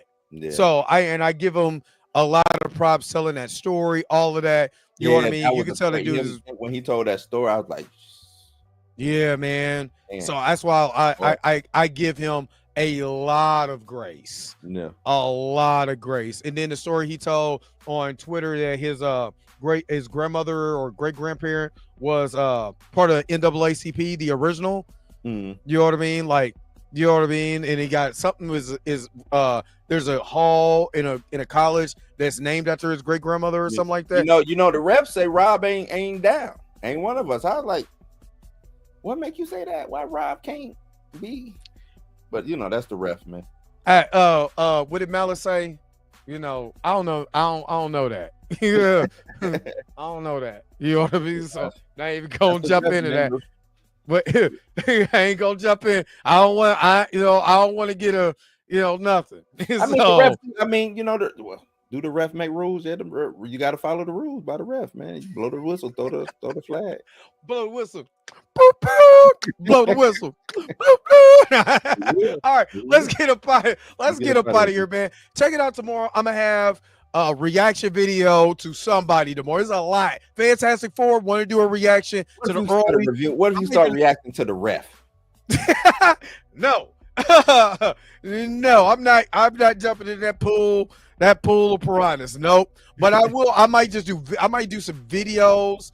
Might do a reaction video, but do reaction videos to other stuff and just put them throughout the week, because I got a lot going on. So make sure that you check this out. If you did a reaction video to the ref, ooh, it'll be amazing. Let me tell you something. Ooh, let me tell you something. It'll be I am not. This is not the words of the Blur they have. This is not nothing of Dre Mac. This is all Blue, brother. You said you need some material. Blue, you got it. You want me to do there it is, right there. I do it on the ref, man. Hell, I want the ref to see me. He blocked me. I want him. If I'm doing it on the ref, I need to see this. I am not in this. This is not a me. This is not a me. Anyway, so make sure that you check it out, Blue House Live. Make sure you're checking out Cinematic Nightmares podcast, and make sure, most definitely, you checking in the Dre Mac Show, 7:30 Central Time, 8:30 Eastern Time in the morning. I will be back. I will be back. Hopefully, I can get over this little bug or whatever it is. I can get fully over it so I can eat. But anyway, I'll see you guys later. Peace, vibe higher. Make sure that you guys are having a great rest of your Monday. We are out. Where is the outro? You know what I'm saying? And don't forget to lick ass.